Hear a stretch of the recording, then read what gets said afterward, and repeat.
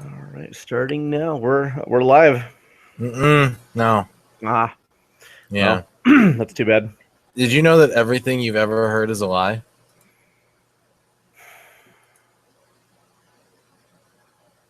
It would explain many things. Yeah.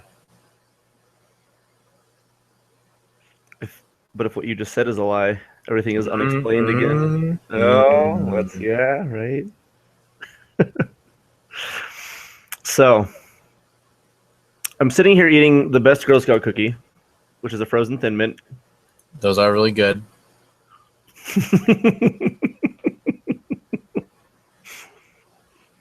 That answer was pretty close to being correct.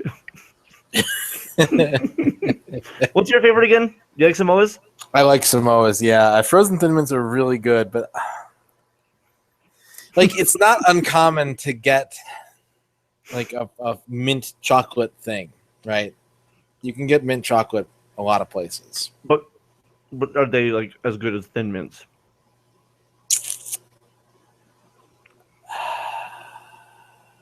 The mint Oreo shake at Burger King is pretty up there. It was pretty good. Okay, that's fair. But you can get that. Can you just get that year round? No.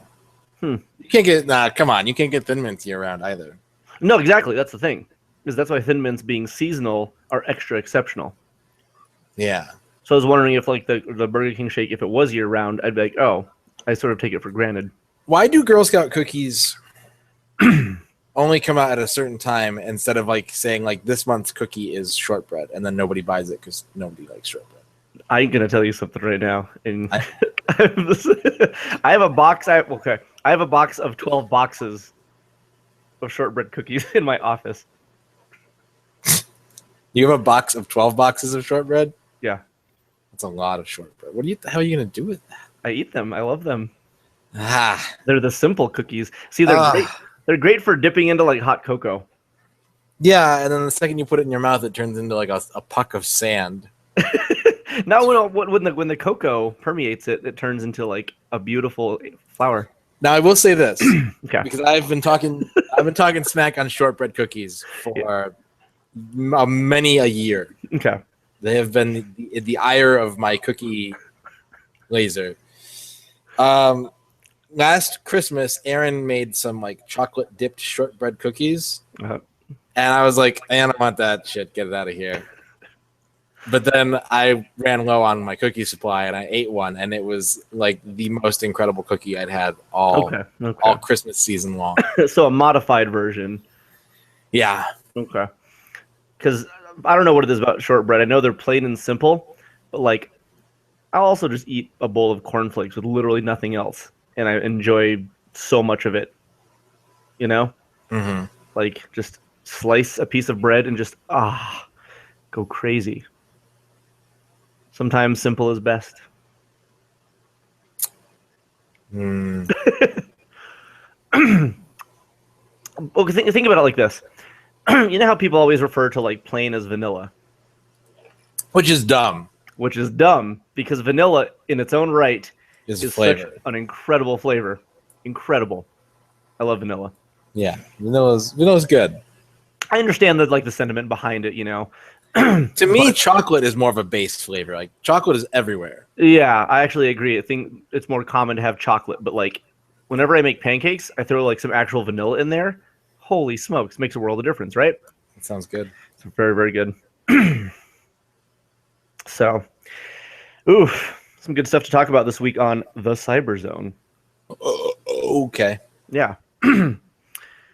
First, I'm going to talk about how delicious Thin Mints are as I finish up this bag of Thin Mints. And then right next to it is another bag of Thin Mints. Yeah, well, this is the part of the show where you just kind of have a soliloquy about Thin Mints. So. Okay. Well, what better way to describe the perfect cookie than chomp?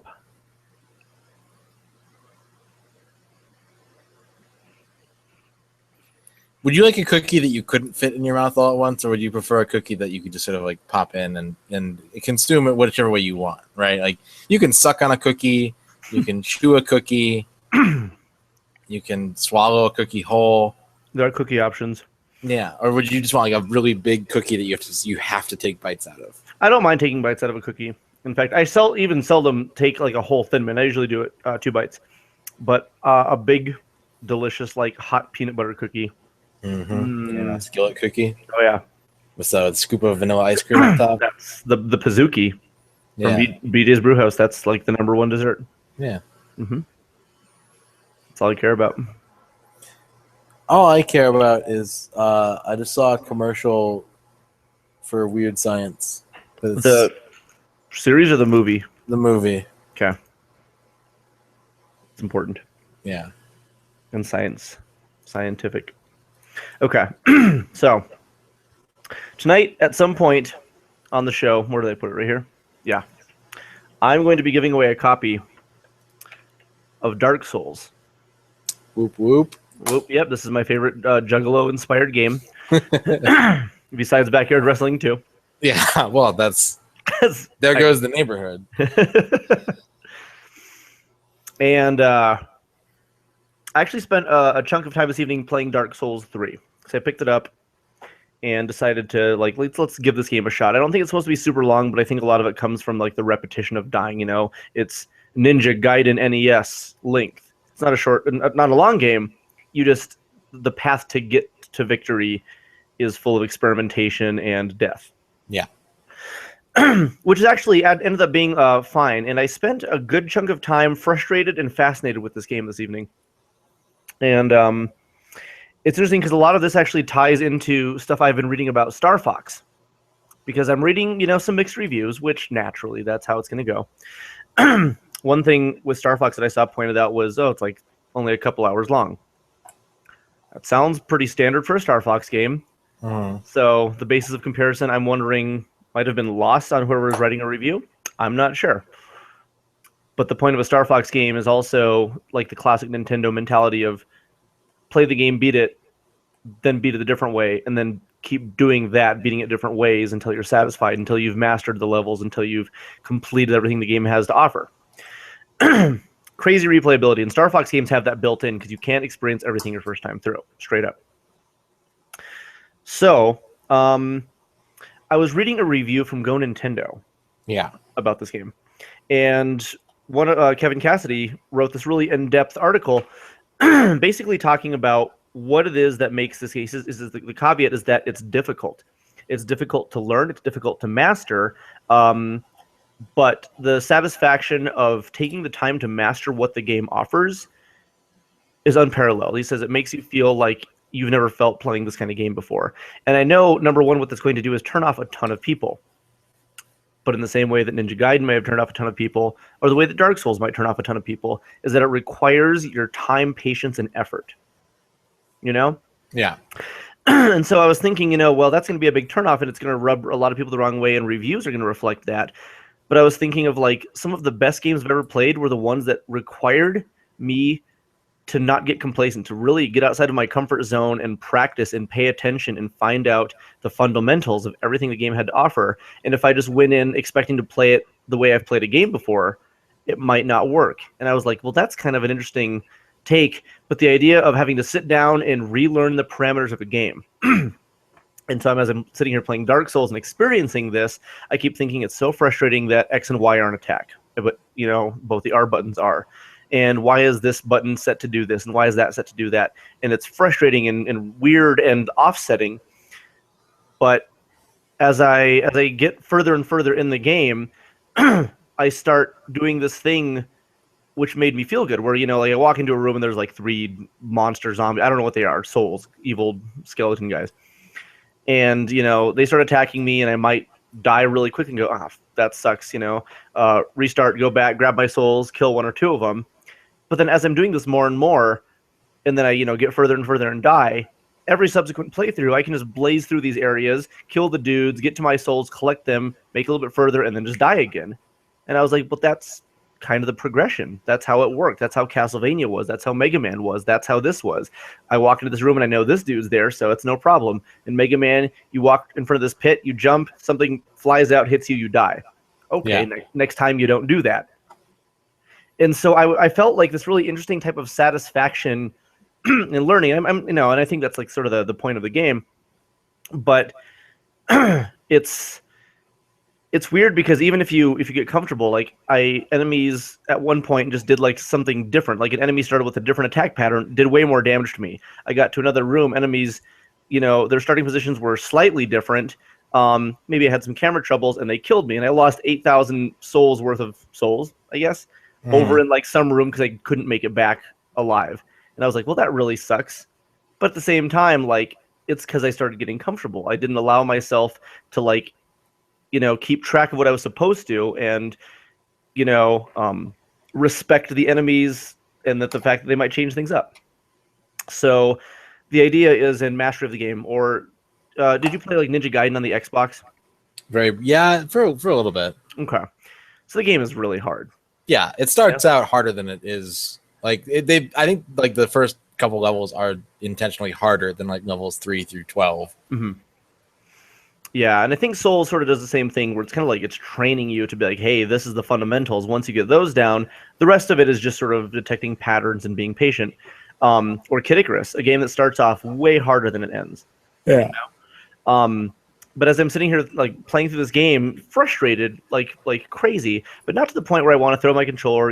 I feel mostly responsible for things. Sometimes I feel the game is a little bit slow, a little bit clunky, but at the same time, it's defined its parameters for me. And I know that going in, right? Yeah. Star Fox, I understand, sort of does the same thing. It says, hey, this is a Wii U game that makes the use of the Wii U controller, and that's why you're buying this. And if you're buying it expecting something else, you probably made a mistake. But to me, like, that's exciting to think that, like, I have to master something new to get the fullest enjoyment out of this game. His review even said, make sure you sit down and you go through every one of the tutorials to get an idea of how this vehicle works and that vehicle works and everything, because by the time you get to in the game, they'll kind of run you through it on the fly, but you're going to wish that you had actual experience doing these things if you want to make it efficient. And that sounded really appealing to me. I don't know what it was. It just made me feel like I really am excited to get into something that I'm not familiar with. It's not just I'm playing, the same game with a better skin. A couple of my friends were talking about Dark Souls 3 on their podcast last week. What do they say? One of them loves it. Mm-hmm. And aside from like his career and he's got a lot of interests, but I would say that video gaming is kind of probably in his top 3. He likes to play video games in his free time, when he has free time. The other host, not so much. Like, he likes video games. He's played fighting games. He's played Skyrim for hundreds and hundreds and hundreds of hours. And mostly the thing that he plays is he's a card game player, and he's also like into historical strategic simulators, things like Napoleon Total War and things like that. So that one does not like Dark Souls. And he's just like, I don't see why I would want to play a game that basically just, teabags me repeatedly. All the time. And I got to thinking about it because I blanched at the comment. I was like, well, I mean, games are generally too easy. Like, and I thought about it. I'm like, well, if he doesn't play video games all the time, when he does sit down to play a video game, he probably doesn't want to just run into a brick wall. True. And I think that's the caveat you have to have with games. Like, games that are hard is that for people who play video games all the time, a really difficult game can be like an excellent treat. It can be something that forces you to learn a new style of playing, a new technique, a new mindset that you've never had to encounter in games 1 through 300. But this game forces you to do something new. And so if you play a lot of video games, that's an exciting prospect. But if someone came in and they're like, yeah, I work 8 hours a day and I got to take care of my kids, that there's like an hour and a half every day that sometimes if I'm not too tired, I can like sit down with a video game and play for a bit and then I have to go to bed. You wouldn't be like, oh, well, Dark Souls is the game for you. Absolutely not. I actually played the game for an hour and a half tonight, and I'm still at the same like bonfire or whatever because I couldn't make enough progression to actually get to the next like checkpoint, I guess. And that's almost terrifying. Yeah. Okay. So one friend loved it, but yeah, that's the kind of game that if you have a limited amount of time, like I think to some people, if you don't have the drive to constantly be playing new games and trying new things and really kind of pushing your abilities. Some people play games the way some people watch movies. You know, they just want to pop on Call of Duty and just enjoy and just like shoot some dudes. And if they win, it doesn't matter. It really doesn't matter, because it's just like something for their brain to just sort of drone off and enjoy before it's time to get back to doing something else. This actually ties into you're in town this past weekend. Yes. And I was crazy sick. Also, we figured out what it was, by the way, which is a combination of strep throat and allergies. Gross. So yeah, like my throat was just like, I'm not here anymore.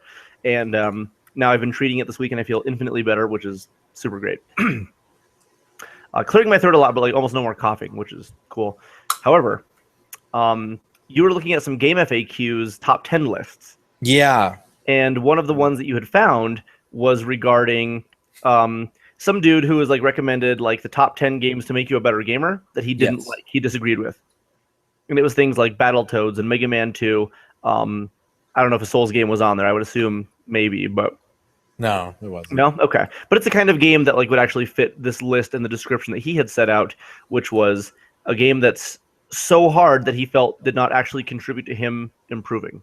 Yeah, there were two kinds of games in this list. There were games that were basically exploitable and games that were so difficult that it didn't merit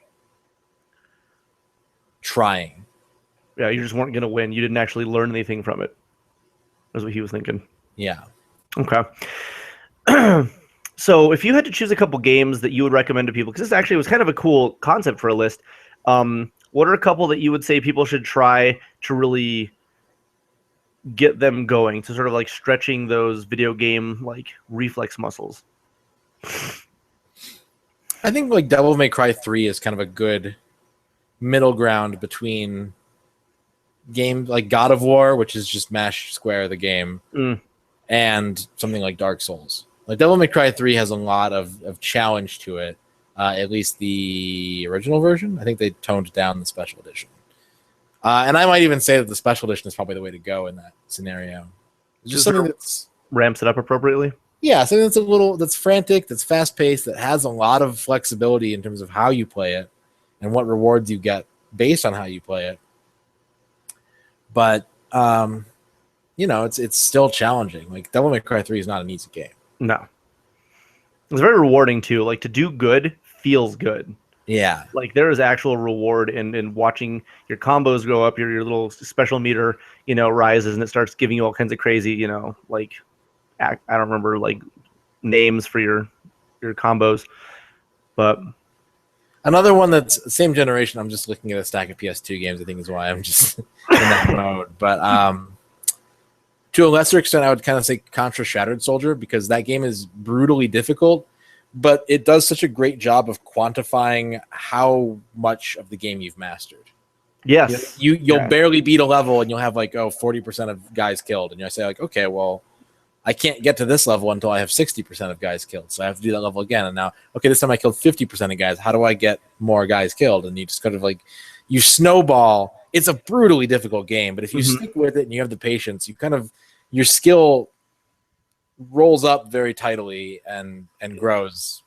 It does. It's one of my favorite PS2 games of all time for that reason, is because it's one of the most intimidating games you'll ever play. But if you're patient and you like will allow yourself to like have a pattern like play out before you retaliate, it's really just a waiting game for a lot of things and making sure you're in the right place, right time. And if you just adhere to the patterns very classically, you do well. Yeah.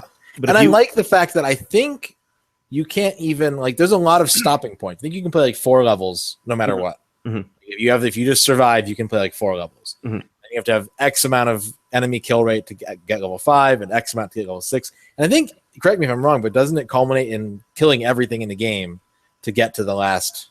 To unlock the actual level, you need 100% in each level. Yeah. So that's really cool, because it doesn't like just tell you like, oh, well, you can't go any further. It is a stopping point. If you get through levels 1 through 4 and your kill rate is very low, it's like, okay, well, that's, that's this part of the game. There's more to this game, but we're going to require you to put more in to get that. Which is the same for any game, really, to say like, oh, well, there's more than 3 levels to Mario 1, but you have to beat them to get to the 4th level. It's true, but like it's sort of like it locks you out of did you just beat them or did you complete them? Yeah. And that's kind of cool because you could beat the game, but can you complete? And for an action game, that's a very different style. Definitely. Shattered Soldiers, and plus everything about that game is really music is really good. That was all Yamaoka too. Yamaoka and Sota Fujimori. Right. They collaborated on that soundtrack. And Yamaoka, I think, even directed Neo Contra. Yeah, I think it's a very bizarre game. It is. It's fun. It is very fun. It doesn't have much. I have a hard time whenever I see that game and it's like, oh, it's $10. I'm like, I'm not gonna get 10 hours worth of enjoyment out of it. That's fair. Really short and not demanding. But it's not as hard. Getting 100% in that game was not nearly as difficult. But every time you get to show it to somebody, like there's reward in that. That's true. That is true. Plus the dialogue is super perfectly campy, and there's a scene where Bill Reiser flies out of a volcano after like it explodes, and he lands in the water spinning, and then as he emerges from the water, he just has a lit cigar in his mouth. And it's just, that's all I want. They knew exactly what I wanted. Okay. And so one more. Let's go for. So you said Devil May Cry 3. Devil May Cry 3. Shattered Soldier. Okay. And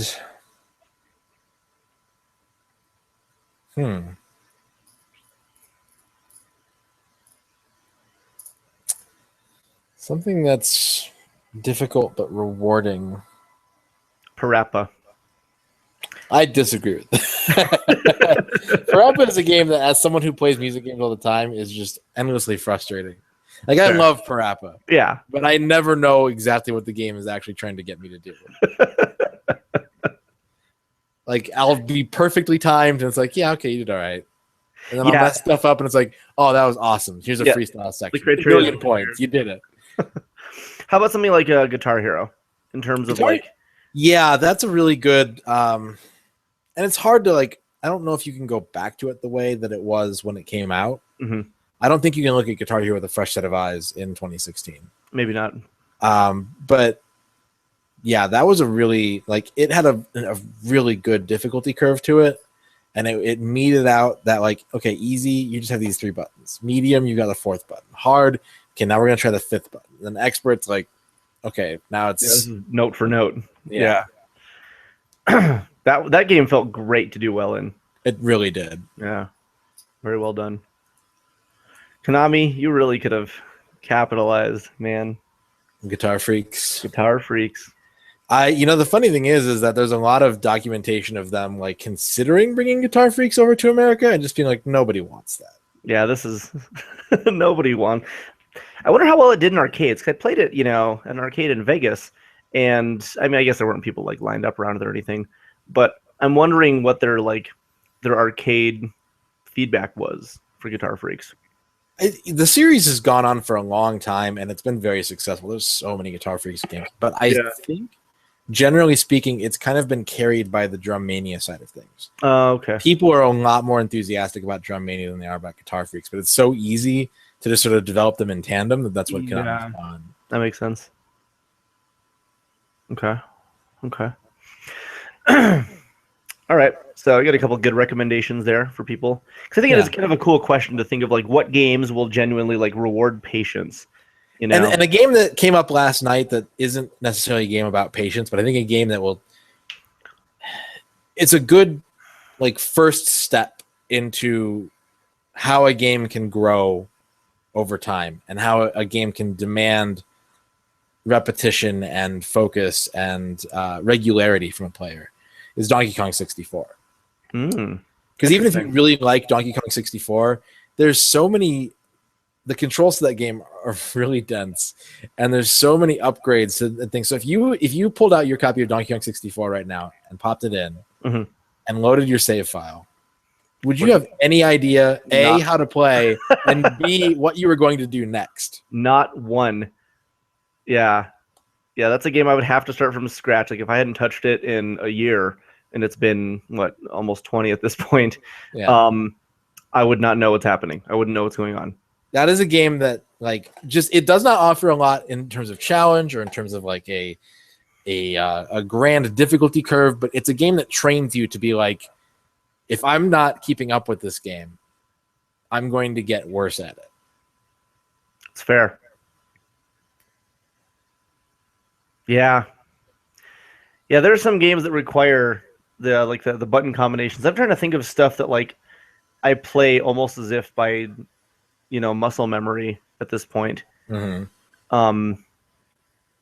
Maybe a lot of like Mega Man X and Super Metroid are probably Donkey Kong Country.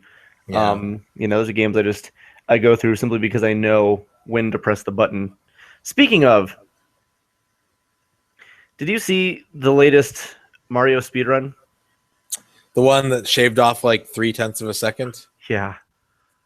That's where we are now. I didn't actually watch the video, no. Okay, I just watched it the other night, and like I will never not be impressed by like the human player, committing to a run like this.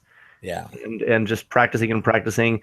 And like you watch, he does like, a run for like a minute, messes something up, hits reset, and then you just watch him try again, and then suddenly you get to the end and boom, like what? It's done, and he did it. And it's just it's insane to watch, that all it is some dude that also knows this game's pattern and specifics really well. And what parts do you know, and what parts are based out of like random programming, such as a Hammer Brother or Bowser's pattern at the very end. How much of that can you do in the hopes that like something shitty doesn't happen and you get to try again? How much do you know about like Super Mario Brothers in general? I mean, fundamentally everything you need to know about it as a game. But in terms of like speedrunning like details, because I don't know a lot. John Milholland would probably be great to talk to about this. I don't know the details. I know the game well enough to speedrun it at my pace, which is like around 30 minutes. Okay. No warps, obviously. Right, yeah. But yeah, I don't know like the tips and tricks to shave frames off. Like there's just some things, and I wonder about like when you get to a Hammer Brother, when they initiate on screen, what is your window before they throw a hammer? Or like if they show up on screen at a different point, do they start earlier? Yeah, I think it's really dependent on like what their height is when they appear on the screen. Okay. Yeah. And knowing all those variables, I guess if you know the game that well, like you'll know exactly what they're going to do. But then I'm wondering about, when you get to Bowser at the end, is he going to throw the hammers always? Is there always a gap in the hammers? Is he always going to jump at this point? What elements of the random programming are coming in that complicate the speedrun? I'm not sure. I don't know enough about it. But this is the thing. I think speedruns are really cool. Yeah. And every time I watch AGDQ or SGDQ, I'm just like, man, what a cool thing to do. Like, wouldn't it be neat to speedrun my favorite game? And that's because when you look at AGDQ and SGDQ, you're looking at the Olympics. Yeah. Right? You're watching the Olympics. And if you ever go to a speedrunner's Twitch channel, it's that 4 years of training where they're just miserable and they hate everything and they don't want to do it anymore. Yeah. I watched the worst thing to do, if you're out there and you're curious about this, find a GoldenEye speedrunner on Twitch. Because they pick a level, they pick a difficulty, and GoldenEye has been speedrun to death. There's still a lot of the interesting thing about it is that it's not like Mario where they're shaving off like tenths of seconds. There's people are trying to like find a second here, a second there, get a better time here, get a better time there. But it's so precise in a game that is honestly, by the looks of it, pretty random. And so you'll just watch someone play like the Streets of St. Petersburg on Secret Agent 300 times. And it's only taking them like a minute and 20 seconds to do it each time. But it's not up to what they want. Yeah. They need X to happen. Yeah. And if it doesn't happen, they just hit start and they try again. It's insane to go that far to try that much. And when I watch stuff like that, I go, okay, speedrunning is not for me. That's the thing, yeah. Like my own personal, like, circuit with, friends or something is one thing, but that's really, yeah, I like to do stuff like that. But yeah, when it comes to like national level, the boobs off of me in Mega Man X. a while back. That just didn't you just like happen to die in one spot and that just I there's actually a lot of things about that game that I think my pattern was wrong. First of all, like I think I usually did like Sting Chameleon and then Boomer Kuwanger. Because it's a game that's easy enough that like because I just played it on stream Monday. I played Mega Man. I was playing Street Fighter V. People weren't interested, so I just switched to Mega Man X and played through the game in about 70 minutes. Street Fighter V, huh? Yeah. I'm sorry. It's okay. I mean, I'm gonna, like I said, it's got me hostage. I'm gonna keep playing it. Guile looks really cool. His stage. Yeah. That nostalgia alone is like sending me into conniptions. I'm like, I have to get into it. Yeah. But I beat it in 70 minutes, and even then, like there are parts that didn't feel natural. Like I was fighting the face boss at the end of Sigma Stage 2. Yeah. And I was like, oh, the armadillo is what kills this guy. And I hit him a couple times, and I'm like, clearly it is not that. Like, my instincts are not 100% to where I just reflexively know what to do at every point in that game. That's fair. That's why they are good enough that I beat it without getting a game over. It took me about 70 minutes. Not that challenging. So, what Mega Man would you say you're most proficient at? Probably X. It's just the one that I kind of have memorized the most. Like the two everyone knows too, but at the same time, like my gameplay isn't as tight in 2. That's fair. The amount of control you have in X is just unparalleled. Can I tell you a story, John, and then we'll introduce Michael since he's here sitting quietly? Yes. It's very patient. I was hanging out with a couple friends, like a friend of mine who has his own circle of friends that I know, like they used to all work at Suncoast in the mall, and they would, as a group, like take breaks and come play Soul Calibur 2 at the Tilt where I worked. And I didn't know them until then, but then at a later job I met one of the guys and like we became friends. And we were out having drinks one night, and my friend was telling me that another friend had bet him at one point $50 that he could not beat Mega Man 2 in 6 hours. Really? Yeah. Okay. He did not win the bet. Oh. Yeah, and like my jaw hit the table when I heard this. I was like, "Is that offer still standing? Because like I'll do that right now. Yeah, I'll do that 3 times in 6 hours." Did you get to complete it? Or was it done? It was done. I didn't know about it when it was pertinent. Oh, that's not fair. I know. I just couldn't believe like Mega Man 2 in 6 hours. Yeah, that's just a fourth of a day. Well, I want to be challenged to a game just out of nowhere and get way too much time to do it. But you can't beat Mario 3 in like 3 hours. And I'll just 15 minutes is my best time on that game, by the way, almost to the T.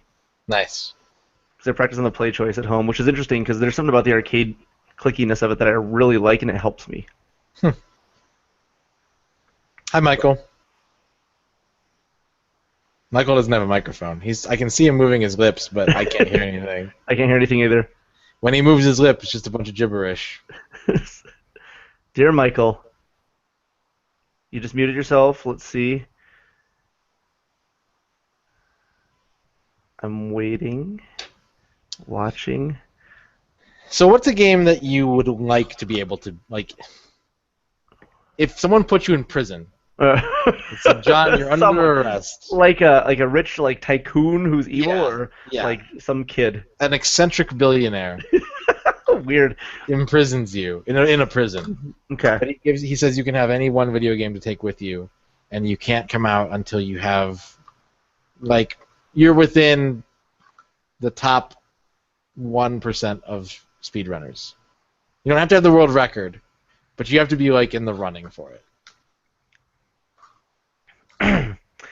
It's difficult, but I feel like F-Zero GX is like the one that I could commit to the most actively for best scores. Though, hold on. If we're talking about like speedrunners, you're talking about people who are also going to do stuff like snaking, because that's part of the parameters. If you want the best score, you got to do what it takes. Yeah. I don't want to do that. If I had to, I would, but I don't want to. Mega Man 9. 'Cause for a while, yeah. I will put an asterisk on this because it occurred to me that you could say something like, Mario 3 or whatever. That granted, it's hard to crack that 1%, but something that you've already got like a built-in knowledge of. Yeah. You have a minimum sentence of 1 year. Okay. So I have at least 1 year to get incredible. Yeah. I want to choose something stupid like Maniac Mansion. Nobunaga's Ambition. No. You would not want to play Nobunaga's Ambition for a year. Oh no, not at all. Not even close. But it can be any game, even one that I'm well seasoned at. I just have to fine tune it even more. Yeah, you have to be in prison for a year with just this one game and like food and water.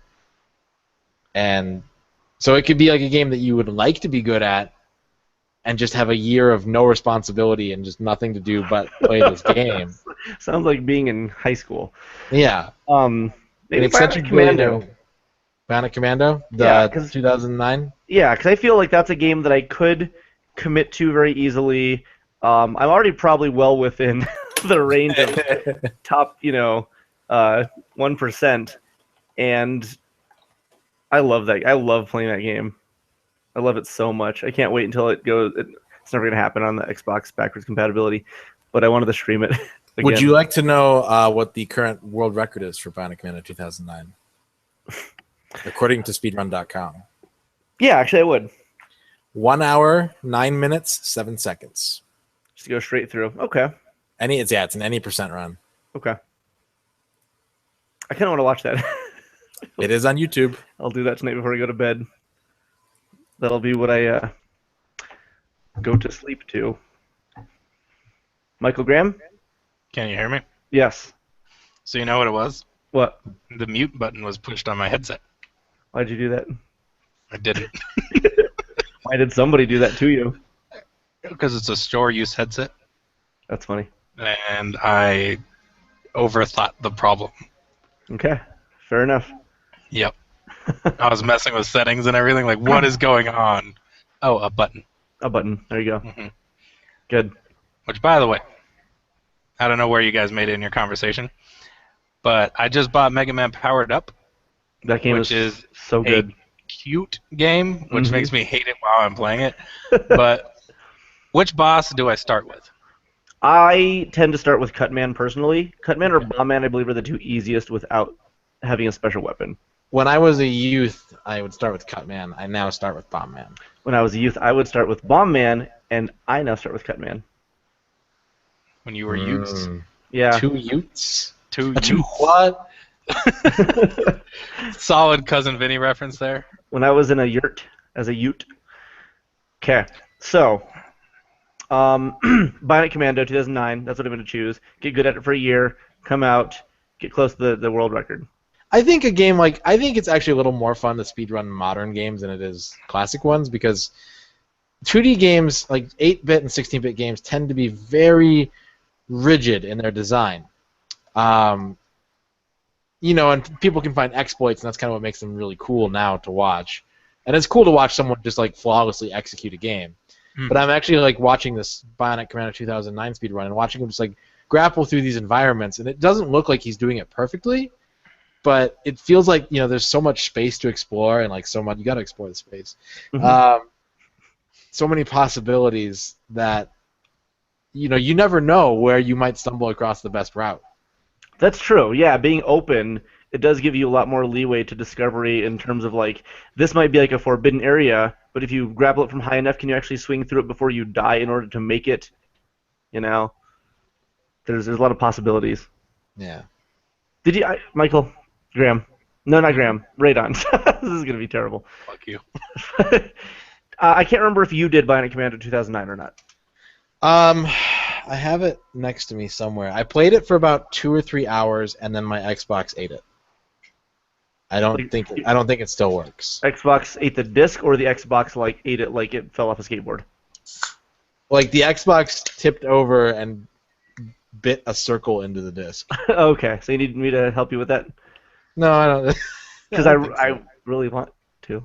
I understand. I think I can get it fixed probably, and also, oh no, I don't have it on Steam. I have Rearmed, but I don't have 2009. I'll share my library with you, and you can play it on Steam and tell me what you think. Okay. It's my favorite. You know what? What? I really like the idea of like sharing games that the other person like it might be interested in, but at the same time like probably doesn't want to play. Yeah, you have to try this. It's like me making you. What's a food that you don't really care to eat? That I don't care, that I like actively dislike. I wouldn't say actively dislike, but like you don't really have interest. You're just not like, if someone asks me if I want Steak. You're not like a steak fan. I don't think steak is very good. Okay, so I won't like go, oh, steak, I'm not eating that. Yeah. But like if I go over to a friend's house for dinner and they make steak, I'm just like, maybe you wouldn't choose steak. You would never be like, I'm in the mood for steak. Yeah. Okay. I'm never in the mood for steak. Bionic Commando is my steak to you. Okay. Okay, so I'm gonna have you play it on my Steam list, and I'll play something of your choosing. Okay. Speaking of, I still need to finish Undertale. I haven't played in like a month, so I have to wait probably one more month before I can try it again. If that works with that game. See, we need a fourth person so I can like challenge them to things as well. That's true. We should do like a 3-way challenge. Ooh. Ooh, I can win that challenge. Whoa. So you say. Could you though? I will, because I will take it in the butt to win that challenge. Yeah, I'm not that committed. Yeah, see. Okay, so Radon, if you had to choose your year-long minimum game to commit to be the best dish. The best dish, yeah. Yeah. What's a game that I could play for a year and not like want to just punch? Maybe The Twisted Tales of Spike McFang. That's kind of a fun choice. Yeah. I feel like there's a lot of room for error in that game because a lot of people probably don't speedrun it. And so that at that point, like I think what I would do is I would like play it once a week, essentially. Okay. Like I would get the time and then I'd be like, all right, cool. Now I'm just gonna like meditate 6 days a week, and then I will just really focus on like your Spike McFang route for the next week. Yeah, and just like really like visualize every aspect of it, because that's kind of what speedrunning takes, right? Is the ability to say like, okay, so in this game, like you start out, you do this, then once you do that, you do this, and once you go over there, then you got to get this, and once you get that, then you can get this, and then like if you can't just immediately recall, like speedrunning does not allow for you to be like, okay, what do I do next? No, not at all. So when we say speedrunning for like modern games, does that mean is there like a version of speedrunning where you're 100%ing a game, or is it just to the end? There's both. Yeah, and some people only speedrun, like they'll say, like, oh, I don't do this game 100%, or I don't do this game any percent. I only do it 100%. Or some people, there's weird. Each game really has its own. Man, this guy is just tearing through this building. It's pretty fun to watch. Each game has kind of its own parameters that the community who speedruns that game sets. Because I was wondering about a Brutal Legend speedrun, because I just recently started playing that game again. Which, if you hadn't played it on Steam, a lot of the time their faces don't show up, and it's really weird. But like, there's so much stuff to get in that game. There's like statues you gotta unlock, and there's fireflies you gotta get, and there's just like all kinds of like new rifts you have to unlock, and just so much stuff.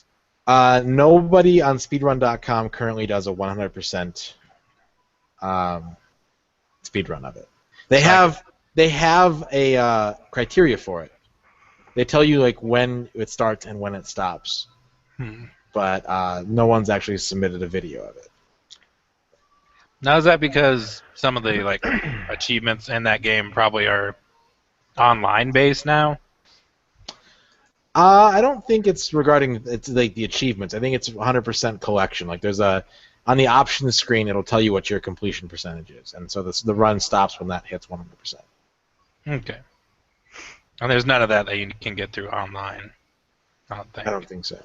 Because I know like Saints Row 4, there were some missions you could only do co-op. I like the idea of a speedrun with an online component where you are trying to get your best time and then another person can try and stop you. Like Dark Souls. Yeah. People just come and mess you up. Yep. Yeah. There's still missions I haven't played in Saints Row 4 because I got it on 360 and everybody else got it on like PS3. Yeah. I really like those games. Okay, so Graham, you think you would choose Brutal Legend? I think it would be fun, and I enjoy the music enough so that I could listen to it for a year. That's fair. Okay. There's a large soundtrack in that game. That's true. It's got a good soundtrack. Well, a large one, to say the least. Large and good. Lud. That's what women say about me when they're talking about the nips. No one's ever said that. They're really small areolas with huge nipples. Large and good, though. Plentiful with milk. Okay. So,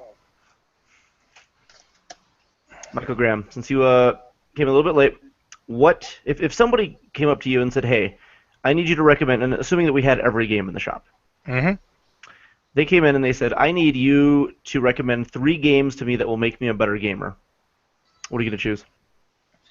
Well, that's a tough call because I'm not a very good gamer. Well, what are the 3 games that you feel have gotten you to your not very good status?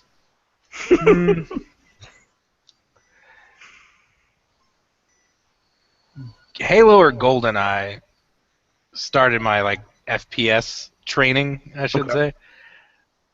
Like Chrono Trigger / Cross taught me patience for sure. But I'm trying to think. I don't know what like a third really like trait that I have as a gamer is. So you're creating like a gaming triforce. You don't think PM? Because that, for you especially, that's a game that is... Yeah, I guess Project M has leveled me up as a gamer. Far more than anything else has. I would say so, yeah.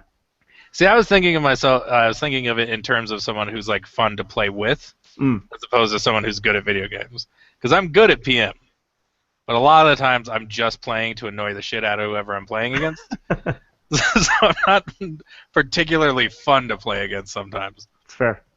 Whereas in like FPSs and stuff, I think I have like enough of a sense of humor to where I'm like, yeah, it's still kind of fun to play with instead of just, teabagging people and doing shitty things like that. It really depends on what the criteria we're going for is.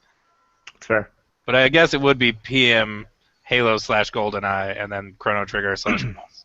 Those are the ones that have made you a better gamer. I'd say PM especially, man. Like, I mean, because it's not, you're never like explicitly bad at the game, but the improvement that I've seen come from you from that game is incredible. Yeah, especially without practicing. That's true, yeah, or using like the tech skill that everybody else does. Yeah, no, Chris and I pissed someone off the other day because they were watching us play, and they're like, you guys, if you like wave dash and stuff, you'd be doing like way better. And we're like, we can do that, and we both started wave dashing, and then stopped and went back to what we were doing. It was like, we know how to wave dash, we're just not. We just don't do it. Yeah. I like that. I play to have fun. I don't play to be competitive. Although I am competitive, so it's a weird I understand internal crisis in me. I know what you're saying. Okay. All right. So. What were your 3 games? I missed it. I'm sorry. I don't know if I chose. I don't think you did. You just asked me. That's Dick fair. Yeah, sorry, man. I feel to counter your Devil May Cry, I'm going to say Ninja Gaiden on the Xbox, and simply because it's the same kind of game where it rewards patience and the memorization of skill and buttons and using the environment and looking out for enemies, and it's like all the factors go into it. If you want to be better at that game, everything is a factor. And I like a game that will allow that. So I'm going to say, we'll say Ninja Gaiden for the Xbox. Then, oh boy, probably, I'm trying to think of something that just like gets so intense and so fast. We're just going to go ahead and say Tetris, because I respect Game Boy Tetris especially so much. I've played so many versions of Tetris over the years. I was playing it at the store the other day on our Game Boy, and now you're getting to level 5, 6, 7. Like it's not much. You think I can keep going, and by the time it hits level 10, it actually gets quick enough to where you're like, okay, well I got to start paying a bit more attention. But what I like about the Game Boy version of Tetris the most is it's absolutely one of the least lenient versions, to where if a block makes contact on the ground, you can't really slide it. Like there's so little time to slide a block that like once it's hit, and the moment it hits, the other one starts falling immediately. So there's so little time to react that if you start messing up, the chain reaction is so quick that you have to be on top of it 100% of the time on the harder difficulties. And I think that's like the kind of game that can really reward your ability to say, I'm going to see what's next and do what I got to do. And sometimes you got to make decisions you don't want to make for the sake of the future of your decisions. Because you're going to have to make a hole at some point or other. You can't always keep stacking stuff up to not make holes. And that's I don't know. Tetris has a lot of lessons that I think are very good. And then F-Zero GX. Because I think learning to play that game and react and read the environments. That's all I care about. Let me ask you a personal question, because you mentioned earlier that I was there last weekend. You were. Whoa. Yes. And I gave you a list of games that people had asked me to find for them. Yeah. F-Zero GX was on that list. How excited were you to hear that someone was like, I need that game? Oh, maximum. That's like the number one that I want people to request. I want people to request F-Zero GX, God Hand, and Shattered Soldier. Like, if somebody came in and asked me for those 3 games, I would be like, you know what? I will go to Amazon and order them for you. Come this way. And we'd go into my office and shake hands and exchange phone numbers and spit, and I would get those games for them. Do you exchange spit, or do you just exchange phone numbers and then spit on the floor? No, we spit into like little like how what the jars they put insulin into? No. Well, they're little jars with like little rubber. Just assuming Radon has diabetes. Well, yeah. It's a very fair assumption. You know how many milkshakes you drink a week? I probably do, and I'm just like, I don't want to talk to the doctor. I don't want to know. Yeah. Yeah, there's a handful of games that if somebody came in and asked. But when I heard F-Zero GX, I was just like, that's... Anytime anybody asks for games like that, I get excited. So, yeah, I totally... So the person who asked for it was Omar. He really wants to... Because I made him play it, and he's like, this game is really fun. Yes. But it came up again... Not that, but it came up last night where he was over, and I was like, hey, like... He was sitting playing Phoenix Wright for the first time, which is awesome. Oh, good. He's loving it. Good. And I was like, why don't you just like look around and find a game to play? Like, we've been doing other stuff, and you just been sitting there playing your DS. Like, just grab a game, see what you want to play. And you know what he picked? Doom 64. Oh, that's a good game. That's a really good game. Dang it. Okay, that makes me happy. Doom 64. So I was like, yes. Good choice. Hold on. What was your third one on that list, John? F-Zero GX. Now, there was like God Hand, F-Zero. Contra Shattered Soldier. Shattered Soldier. During that era, those were like my 3 favorite games. I think we might have Shattered Soldier in here. Maybe I should pick it up. Probably. It's really great. It is. It is a great game. I apologize. I cut you off in the middle of prepping for one of your... Oh, you're totally fine. Yeah, just getting ready to... I don't know. Now that I work here, I'm constantly looking for like new games to try that I haven't picked up before. Sure. Like Mega Man Powered Up. Yes. Apparently you can't get it digitally or whatever. So I just bought the PSP version, and then I bought a PSP, and I started playing it, and it's a lot of fun. I'm terrible at Mega Man, by the way. Mega Man might be my worst series. Well, that's one to brush up on, then. That's a game that'll train you. Yeah. I'm great at other like platformers and just a lot of games I'm great at, but Mega Man, for some reason, I am just shit at. What's cool is that Mega Man has it's not like a training mode, but it is a challenge mode. And for there's like 10 challenges for Mega Man, 10 for Cut Man, 10 for Bomb Man, Guts Man, Time Man, so on, and then like little challenges after that.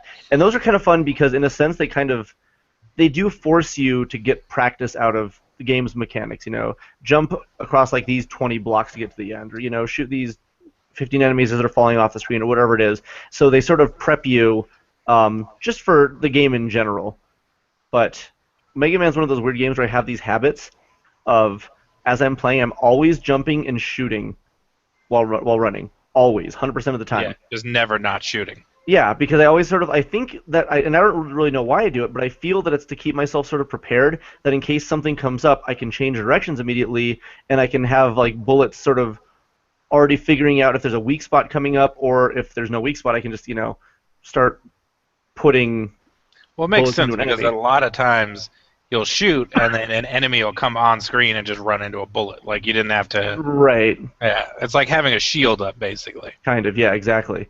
So, but yeah, I'm play that a bit. I want to know what you think of it. Mm-hmm. I don't know if you guys mentioned it, but do you have like a worst series, John?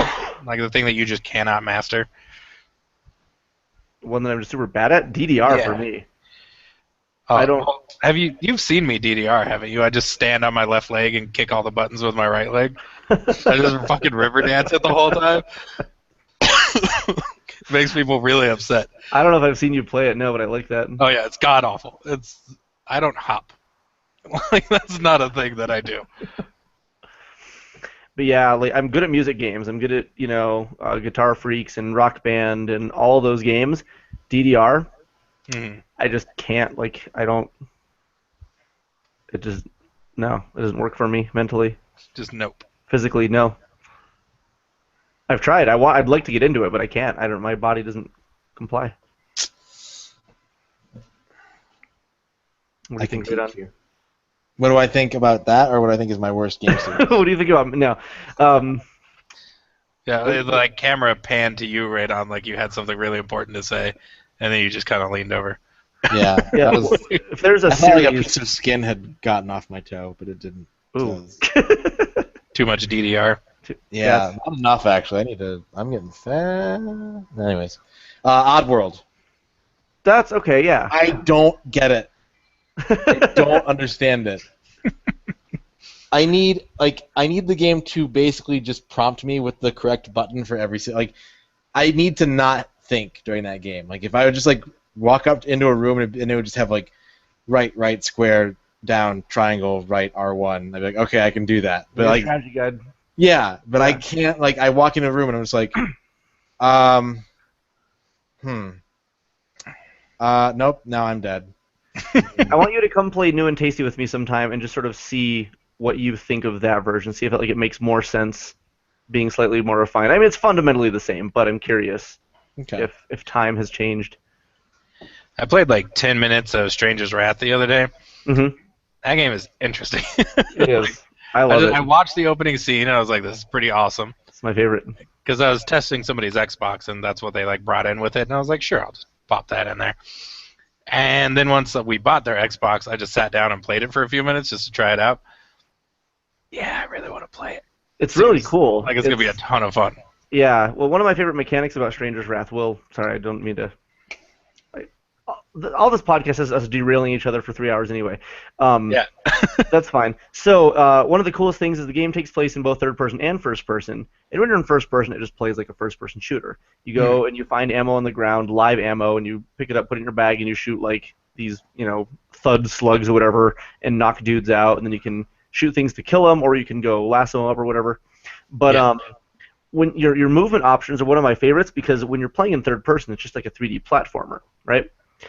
But once you have enough open space, if you start moving in one direction long enough, he'll get down on all fours and start galloping, and it plays almost more like a racing game where you're galloping through like trees and bushes, and through the towns and stuff, and it's a really cool feeling mechanic. Interesting. So it just is a little auto dash, but there's something about the way it manifests from standing to all fours that I thought was really cool. I really like that game. I think I have it on the Vita. I think you do too. I think so too. That sounds like Michael. That sounds like something you would do. There he goes with his Vita games again. By Vita games, I mean PS1 games that he has on the Vita. True. Because there are no Vita games. Yeah. Yeah.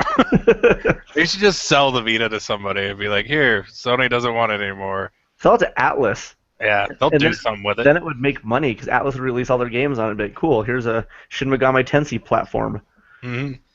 Like, you guys don't want the Vita to the point where you don't even talk about the Vita anymore. Give it to somebody else. Yeah, Sony's like, it's been 10 years since the PSP. Since then, nothing. And you're like, but what about Yeah, it's just shh. Yeah. What's the Stella thing? Shut up. Yep. No, we love the Tails. Yeah. I love my Vita so much. I do too. It's a great love it. machine. It's a great machine. Yeah. Like it's so sad. It's to the point where like when I like start my day and I'm loading up my backpack and stuff, when I reach for my Vita, sometimes I'm just like, there's no need. Yeah, I know, right? It's just sadness. I know. It's like you're picking up a tape player with no cassettes. Mm-hmm. Yeah, it's like putting a Walkman in your fucking bag. There's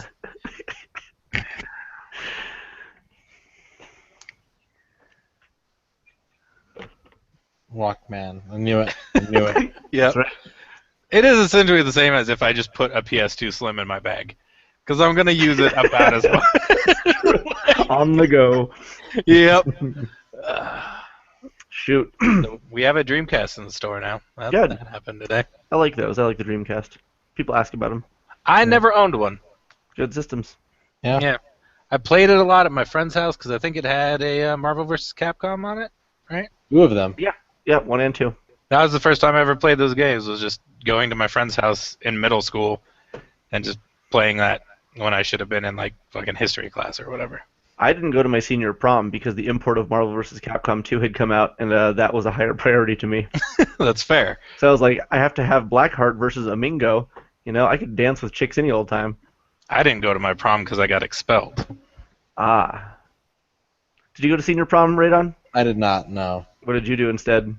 Someone asked me this question recently, and I think I was actually like playing Melee, which is the most like that is not what you would guess.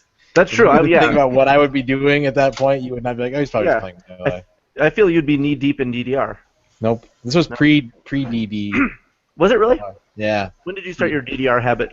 Right after I graduated high school, like a month or 2 afterwards. Okay. Uh-oh. Tell your roommate hello. Everyone says hi. Hi, everybody. Hi. Did you bring leftovers? No, but I brought a drunk trend. Did you drive home? Oh, well, that's a crime. That's Got me 10-year present, though. 10-year present, a Fitbit? Yeah. That's pretty sick. Right? Yeah. Congratulations. Does everyone get a Fitbit, or was that just... Oh, okay. Me and Daniel. They were just sending him a message. Yeah. Hi, guys. He's had a lot to drink a bit. Man. Yikes.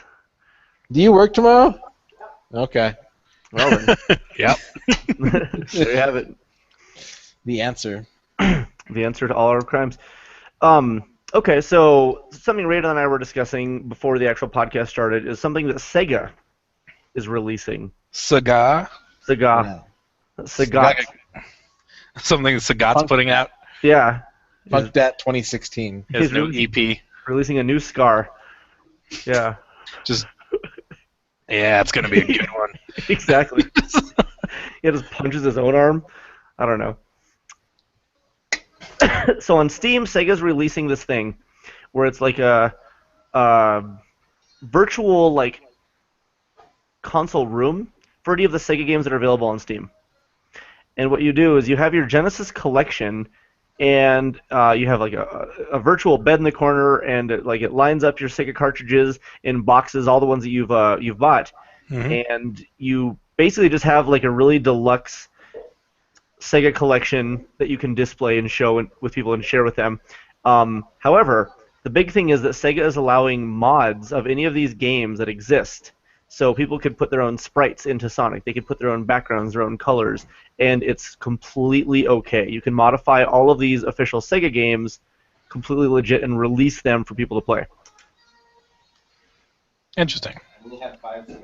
Very strange, very weird, something kind of unprecedented, especially for a company with like because Nintendo would not allow this. Nintendo would not be like, oh God, no. yeah, release Mario and then put him in a wheelchair and then show all your friends. Like Sonic, yeah, Sega is it's So- weird. Yeah, No, go ahead. I was going to say it's interesting that Sega is so okay with taking all their old games and saying, here's the Sega Genesis collection for PS2 and PS3 and PSP, and oh, here's a Sega built-in, you can buy at Toys R Us for $60 and it has tons of games on it, and here's all of our games, and check out all of our games, and everybody likes Sonic and Altered Beast and Alex Kidd, and they're just literally shitting these games out all over the place, and just it's cool because like they don't seem like they're anal with them at all in any way. They're kind of like, yeah, they exist. If you want to help support us, here's something cool you can do, and now you can officially mod them and show your friends, and it's a good time, and we're having fun. It's an interesting approach from a legacy developer. I think a big part of that is that they don't have a console anymore. Yeah, that's what I was gonna say. Like what's the status of Sega as like a company? Just a developer. Yeah. Yeah, so for them being known as like the cool guy who's like, yeah, do whatever, it's just great because the cool uncle, not yeah, in direct competition with anybody for anything but like online sales and shit. It's interesting, yeah. Sega's stance on things, Sonic quality debatable, over recent years, but it seems as a company, like their PR and the way they've been handling things and addressing stuff has been absolutely spot on with what the community like is okay with, because their Twitter is a lot of fun. Their Sonic Twitter is a lot of fun. They're discussing their plans for the Sonic 25th anniversary, and they're really just like they're embracing something on like the multimedia front, and it's. I got really distracted by a text. I'm so sorry. But it was just a text of a butt. It was not actually a butt text. But it's interesting that like they're putting their presence out there because like people when they think of Sega instinctively, you don't really think of like them as a company who goes, oh, I'm nobody goes, I'm excited for the new Sega game. People haven't really felt like that for a while. But you think of them as like these, the nostalgic fun buddies, and people go, oh yeah, this is really cool. People walk in the store. We had this one dude about 2 months ago. He walks in and he hears the Streets of Rage 2 soundtrack because I had it playing in the background, and he was like, holy crap, what's this from? And I was like, this is Streets of Rage 2 for the Genesis. He goes, this soundtrack is unbelievable. So he sits there through like 4 tracks and just listens to it. He goes, holy shit, this is some of the most amazing music I've ever heard. And I was like, yeah, like it's phenomenal. And to make this dude's day for a 25-year-old game soundtrack was very much sort of like, yeah, that's Sega. That was what Sega did. That was the representation. And now they're a very different sort of, present entity. But if they capitalize on the fact that, hey, we're Sega, look what we made you feel. Look at when we Toe Jam and Earled you, when we Sonic'd you, when we Vector Manned you, when we this and that. And that's the kind of thing that like they get to capitalize on right now in general. And they can, it seems like a better approach for them to just be, like you said, fun guys. Yep. Fun uncle. Yeah, they're really are. They're the fun uncle. They're like, yeah, do whatever you want. Go for it. Yeah, your mom's not home. Here's a beer. Yeah. Yeah. And then you end up in the emergency room, and I was like, shh. Don't tell anybody. This never happened. He just drops you off on the curve. It's like, I was never here. Yeah. Yeah, so I'm really happy to see that they're embracing such an interesting stance, and like encouraging it really, because chances are what they're going to probably end up doing is saying like, what are the most creative Sonic hacks out there, and then be like, hey, go to Steam and click this link and download this guy's Sonic hack, and it's ridiculous because all the rings have been replaced with buttholes or hamburgers or whatever, and they could do a lot of fun contests because they're really encouraging the fans to say, I made my own version of Sonic and it got featured. And that's kind of cool. Or Streets of Rage, you could be beating up nothing but like nuns the whole game. I don't know if they would feature that, but you could. Nun battle, Nuns of Rage. Or Nuns of Rage. Call it Bad Habit. Sorry to both of you. It took me a second because I was looking at drawings of bicycles, but It's weird. Yeah, I sent the link to both of you guys. Drawings of bicycles? Yeah, so some guy decided he was going to have a bunch of people draw what they think a bicycle looks like, and then he 3D renders their drawings. Oh my god.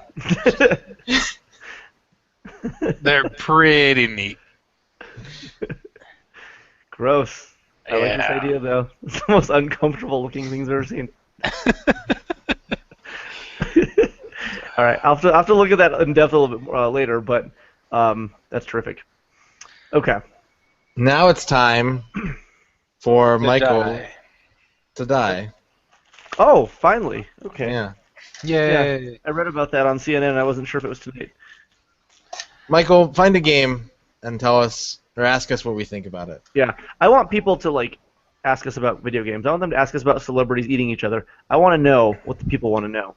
Legitimately, I have a list of these that I like bring up one every podcast or so. But we'll do a couple of this time. What are your thoughts on the PSP Final Fantasy games? Like the originals or the Crisis Core? So we have like Final Fantasy Tactics here, Okay. which I've never played. Final Fantasy Tactics, you've never played the PSP version, you've never played Final Fantasy Tactics? Tactics. Okay. That's one of my favorite games of all time. It might even be my favorite game of all time. It's extremely flawed in a lot of the ways that like Symphony of the Night is flawed. Like it's a really easy game to break wide open. The PSP version is 100% better than the PS1 version, except for a very serious bug that makes it actually worse than the PS1 version. So, like, it has more content. It's got these really beautiful hand-drawn cutscenes with voice acting, things that weren't in the first game. And the trade-off is that anytime anyone uses an ability that has like a magical like visual effect to it, the game slows down to like 10%. Oh, PSP. So I would actually recommend the iOS version of the game or the Android version because that has all the features of the PSP version and not that bug. So what about the digital version on the PlayStation Network? That's the PlayStation 1 version, right? I think they're both on there, but I could be wrong. I know that you can download the War of the Lions for like a PSP. I don't know how it would run on a Vita, but I don't know. I don't know when it got it a Vita. Wow. But yeah, I think the one that's like available for PS3 and PS4 is just a port of the PS1 game. And then there's Crisis Core right in front of it. That one's really mission-based. That's what I never actually really ended up playing. I couldn't say. I tried to push through it, and I got about halfway. But yeah, it is very much like the battle system is not great, unfortunately. But it's an interesting take on a Final Fantasy game. It was a lot faster paced than I thought it would be. I will say this: this was my first impression of Crisis Core because I was at a GameStop. This was probably 4 or 5 years ago, and I was about to take a bus trip to Denver. And so from here to Denver is like an 11-hour bus trip, and there's nothing to do on this trip except watch like crappy like Cantinflas videos on the Mexican bus that goes from Las Cruces to Denver, or play video games or read or fall asleep or whatever. And so I was at GameStop and they had Crisis Core for like $8, and I was like, you know what? I would just like to pop this in my PSP and just like play a bunch of Final Fantasy on this 11-hour bus ride. And the opening cutscene has Zack from Final Fantasy VII, because that's who you play in Crisis Core.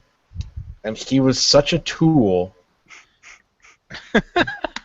Like, I hated his character so much in this opening cutscene that I made it 20 minutes into the bus ride and was like, you know what? I'll just take a nap. I'll just sleep.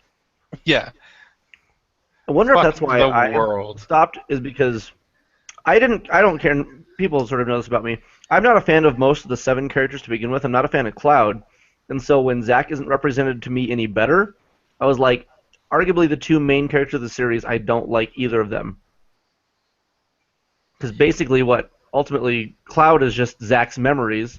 Mm-hmm. And if Zack's memories all suck, I don't care for either of those characters. See, and I catch a lot of flack for this. Sorry, I'm cleaning the case while we're talking. That's I awesome. catch a lot of flack for this, but I don't like Final Fantasy VII. I've never liked it. I've tried playing it multiple times, and I've never finished it. And I don't like the game. I like 9 a lot. I'm a huge fan of 9. So question for you then is, what is it about 7 you do not like? I honestly, it's... So I've written numerous articles about what it didn't do for me, but a lot of it was also failed expectation because I was expecting so much coming from 6 that when I finally played 7, I was like, nothing about this game is anywhere near as good. But, See, again, 7 was one of the first ones I ever played. Okay. And, of course, everyone and their mother was like, you have to play this game. Right. And I played probably Chrono Cross before I played Final Fantasy VII. Like, seriously. Because I played a little bit of Final Fantasy VII, then never went back to it. But the characters never drew me in. Okay. Because, again, for the most part, Cloud's just walking around being all meh. Mm-hmm. And it's just... And then there's Aerith, and she's like, hey, I like flowers or whatever, and you don't care. Like, Barrett's cool. Yeah. Like that, dude. Tifa's cool. Punches people in the face. Like, that's her whole fucking plan for everything is just punch it in the fucking face. Oh, a monster, yeah. Yeah, punch it in the fucking face. I'm a waitress, let's do this. And it's like, like the side characters are really cool, but I think it's what you're saying. The main character never really gets me, and the overall storyline, I know it's like end of the world type stuff, but I never felt a sense of urgency of any kind playing that game. No. It's like I know the world is supposed to be ending and all this shit is happening, and it feels like, like who gives a shit? That's about where I was. Apparently this world sucks anyways, so whatever. Yeah. But yeah, it just, and it also didn't help that my little brother deleted my save file like 3 different times. That doesn't help at all. Yeah. Yeah. But the game never drew me in. Final That's fair. Fantasy IX, in right away. The moment I started playing that game, I was like, yes, let's play this fucking game. This is great. The intro is really fun for me. Vivi fucking breaks my heart every 3 seconds. And it's just like, it's a fun game. And Steiner is a fucking bumbling moron. He wears metal shorts, Michael. Yeah. That's my number He one. wears metal shorts. Yeah, he like from the beginning of the game, Steiner's there and he's just trying to do his fucking job, and he can't.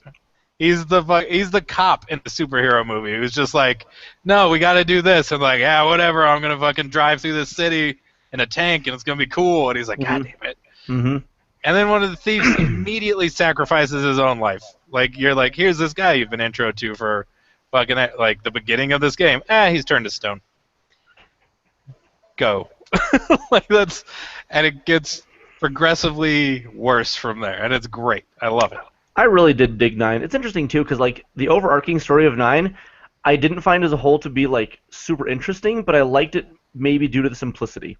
Mm-hmm. You know, because it was just like, here's a fantasy story, and the bad guys weren't exceptionally like interesting, but they did what they needed to do, and I was like, okay, well, you know, why do I fight Kujo? Because he's doing this, and then, you know, Queen, whatever her name was, the big fat one, Amidala. Queen Amidala, yeah, kill her with a dragon or whatever. But yeah, I enjoyed the game. Maybe I liked it as well because it was just like throwback, and the battle system was fun, and the graphics were great, and I really liked the music. I think that was a big part of it. Is I didn't care for most of 7's music. That's part of it for me too. Even that little the do do do do in the beginning of 9. Mm-hmm. I like it. I like it a lot. Yeah, it's a good little melody. Well, that's interesting to me, John, because I think that Final Fantasy VI and Final Fantasy VII have like identical soundtracks.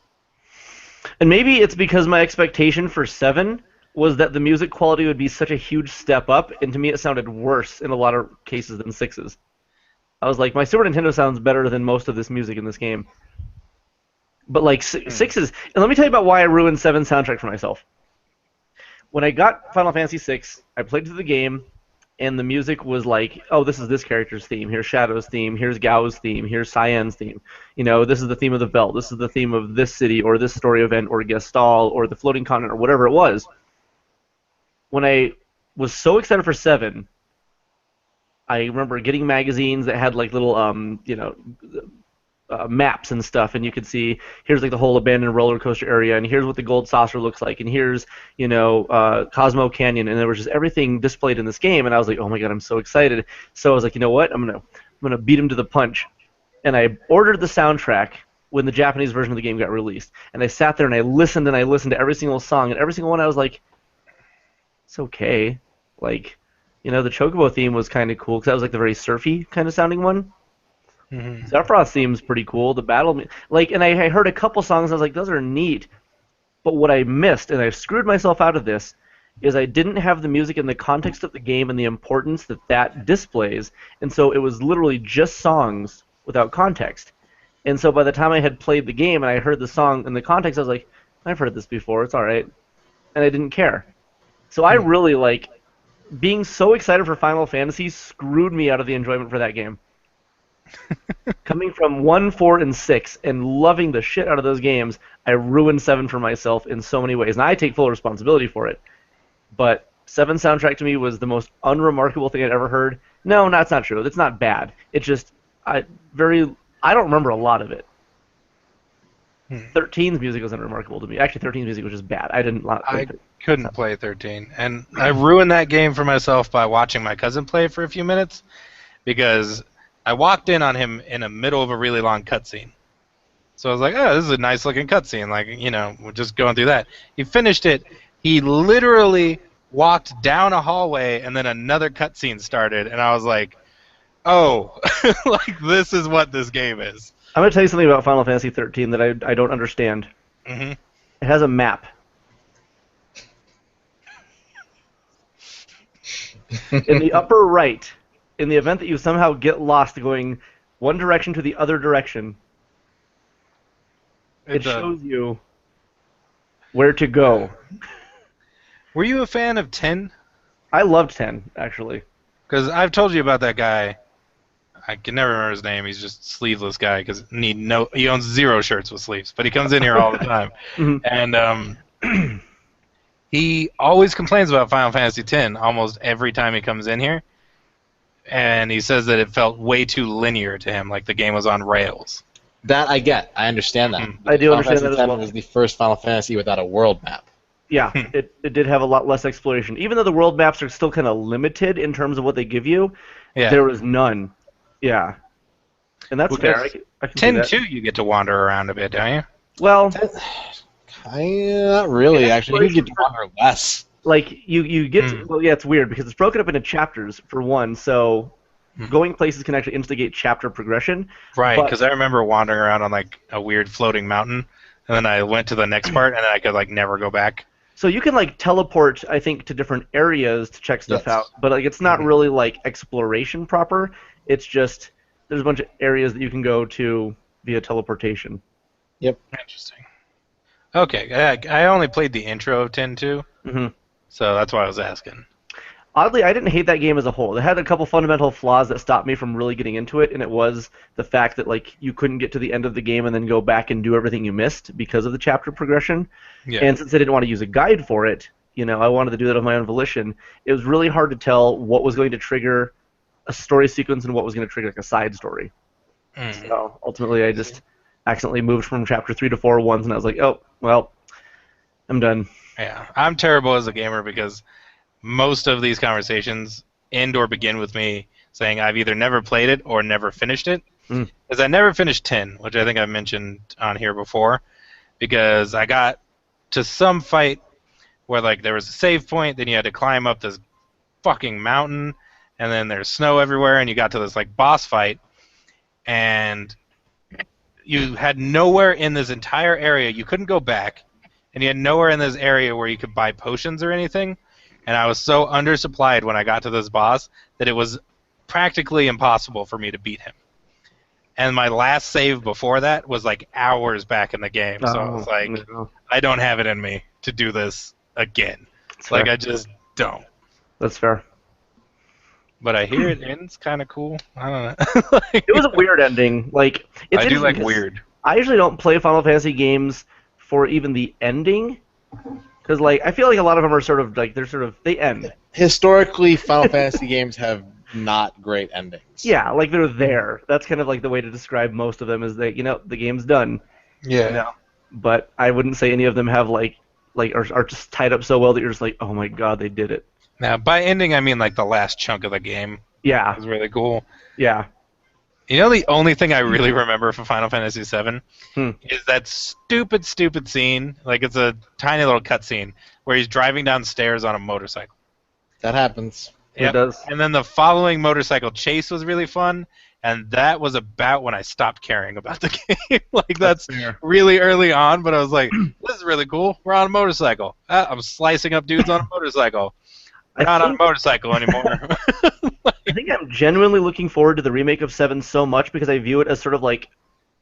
It's kind of a different game. A second chance, like a redemption to experience that telling with something that's not marred, you know? Yeah. And I'm excited to try it again and go, this is what it should have been to me. You know, my experience. I know a lot of people that loved it, and that's fine. But since I did sort of condemn myself with my experience of that game. This conversation has revealed to me that we have polar opposite opinions about Final Fantasy. You and me, or you, me, and John are all on. Particularly me and John, but I think we are kind of at odds with our intersections as well. I want to hear some of your Oh, well, I've never played 6. Like, I've started it. You've told me to play it 1,000 times, but I have that fear. Let me tell you the one thing you're only ever going to hear come out of my mouth. Final Fantasy VI is kind of dull and overrated. Nice. See, and that's kind of what I say about 7. So, I have that fear, though, because so many people have told me to play it and told me that it's amazing, that I'm going to play it and go, not as good as I want. That's fair. I mean, being a dated game, that's a risky run. Yeah, and I hate having things built up to me, but I mean, with something of that age, like, there's no way really to avoid it, but having things built up for me ruins a lot of stuff for me. That's fair. The best way I can describe Final Fantasy VI in 2016 is that it's like a more, not even that. It's like Chrono Trigger, but it's not as tight. Like, Chrono Trigger is like really succinct. Like, they're like, oh, it's like these 7 characters, and like we've got some cool ideas, but we're not gonna get too crazy. And you just have like, this is your only technique menu, and that's all you get to do. And Final Fantasy VI is like, what if there were 20 characters and they all had unique commands, and like, but there's nothing, like, a lot of them are useless. That's fair. That's fair. It comes down to, like, it can accommodate to a lot of different, like, play styles and personal things, but you really have to weigh out, like, what if it's actually useful, and what of it are you doing simply because you're like, I want to be different. You know, because there's a character named Strago who's an old man. He uses blue magic, and the secret to that is there's no reason to use blue magic in that game. So if you're using him on a principle rather than anything else. See, and that's my problem. I mean, I know I talk about how much I love Chrono Cross all the time, but playing through it, it's like, because part of that system is you have to play certain characters to make them more powerful, you know, and stuff like that.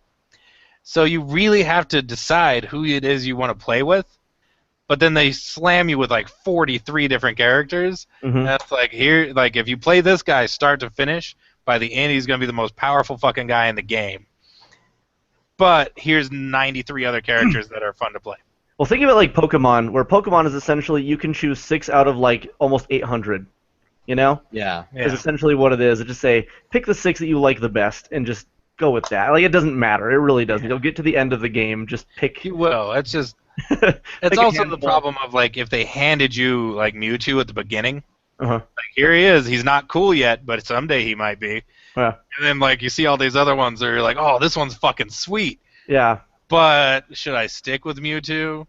Because someday he might be cool. But it's like... What's nice about 6 over Chrono Cross, though, is, like, they don't lock you out of characters exactly. So, like, you could really switch at any time, and if you're like, I think I just wanted to use this dude instead, just go back to using that dude. And so, like, there's a little bit more free form. And some characters are fun. You're probably just going to use them simply on the principle of, I liked his story, I guess, or, you know, like, he has, like, this one specific move that's kind of neat. But, yeah, it's not terribly important. It's just sort of like, they give you options. Yeah, like, because in Chrono Cross, Glenn is one of, like, the heavy hitters you can get.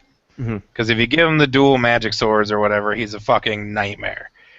But I almost never get him because I can't abandon Kid. Like, just, I know it doesn't matter. I know it doesn't affect the fucking storyline, and, like, everything gets resolved a little while later, but I personally can't do it. Like, I understand, yeah. Friends laying there dying, they're like, you could probably save her, and you're like, meh.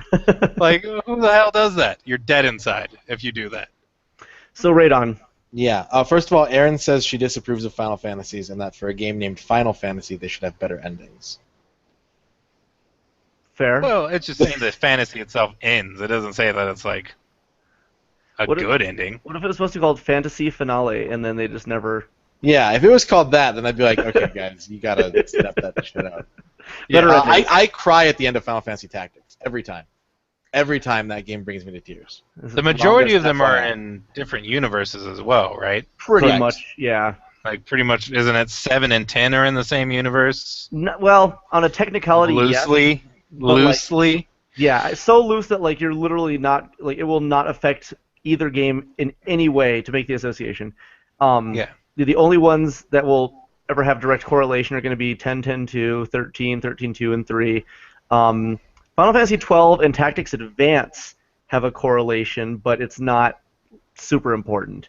See, I've never played 12, and I really want to, but my PS2 12? is broken.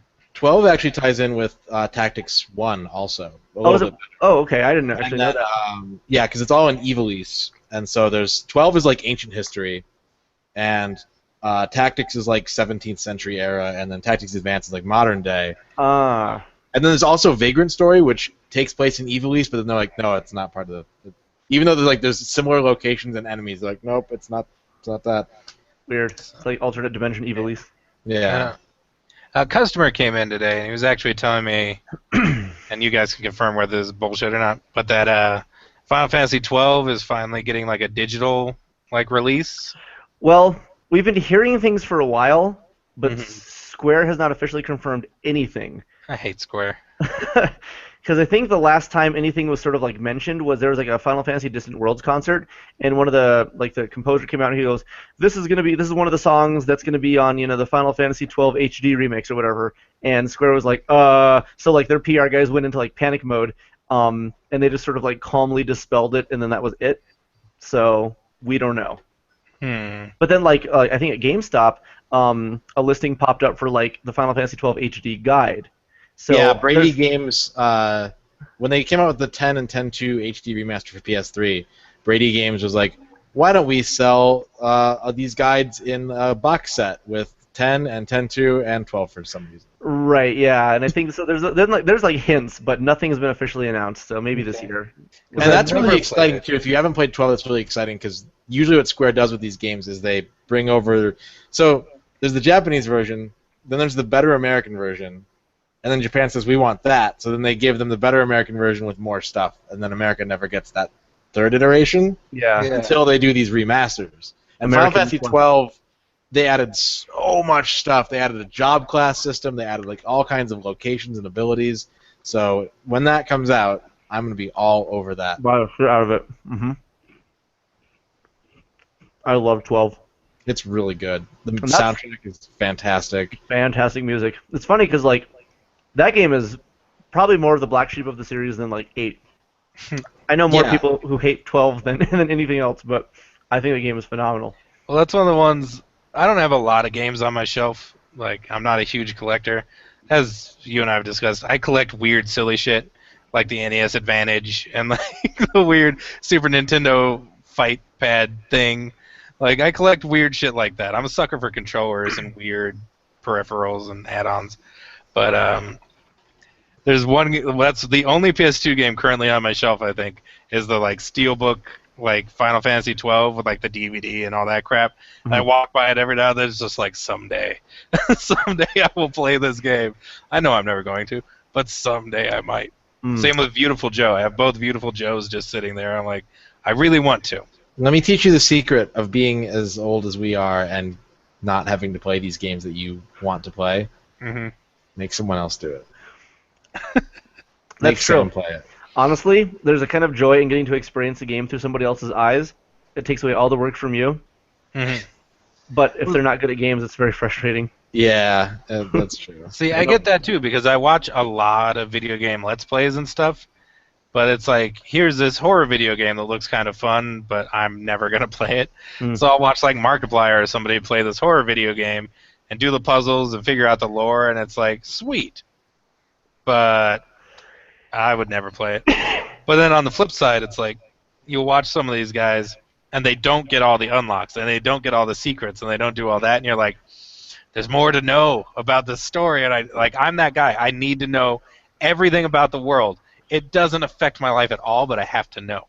Fair. I'm going to do the side quests. I'm going to read all the stupid little books.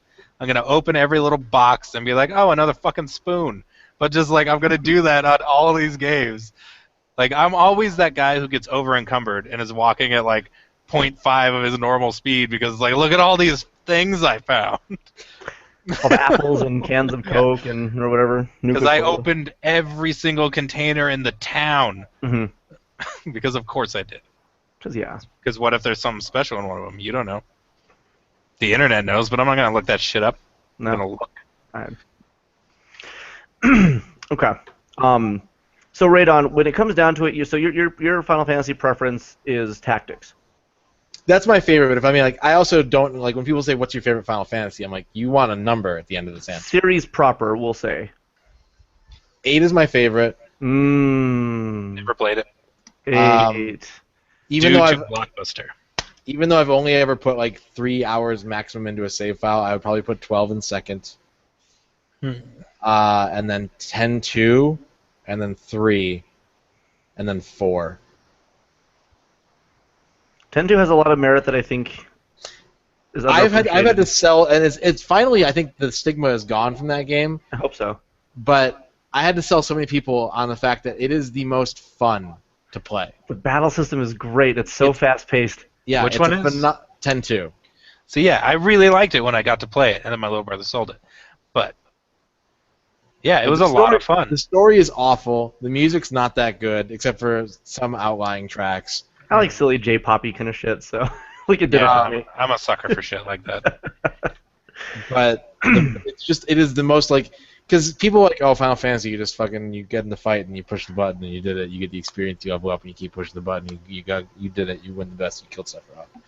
But like 10-2 requires like some degree, it's really exploitable at certain points, but there's some degree of like active participation in like, I have to do this move now so that I get this combo going so I do more damage, and then I'm going to change my dress sphere to get this class out so I have this ability, and then do this to beat this part of the boss, and like it's really engaging.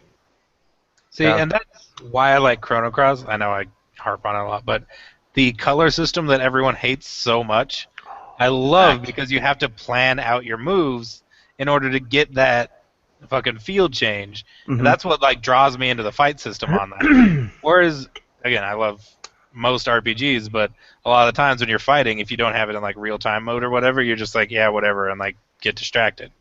Whereas that one, I'm like, I've got to do this. I've got to plan this. This guy's going to throw a fireball. This guy's going to throw a fireball. This guy, and then we're going to throw like a really big fireball and kill everyone. Then you have to take into account, like, what if the enemy goes, hey, I'm going to cast a white spell and ruin everything, and that would drive me nuts when I was trying to set up the summons and things.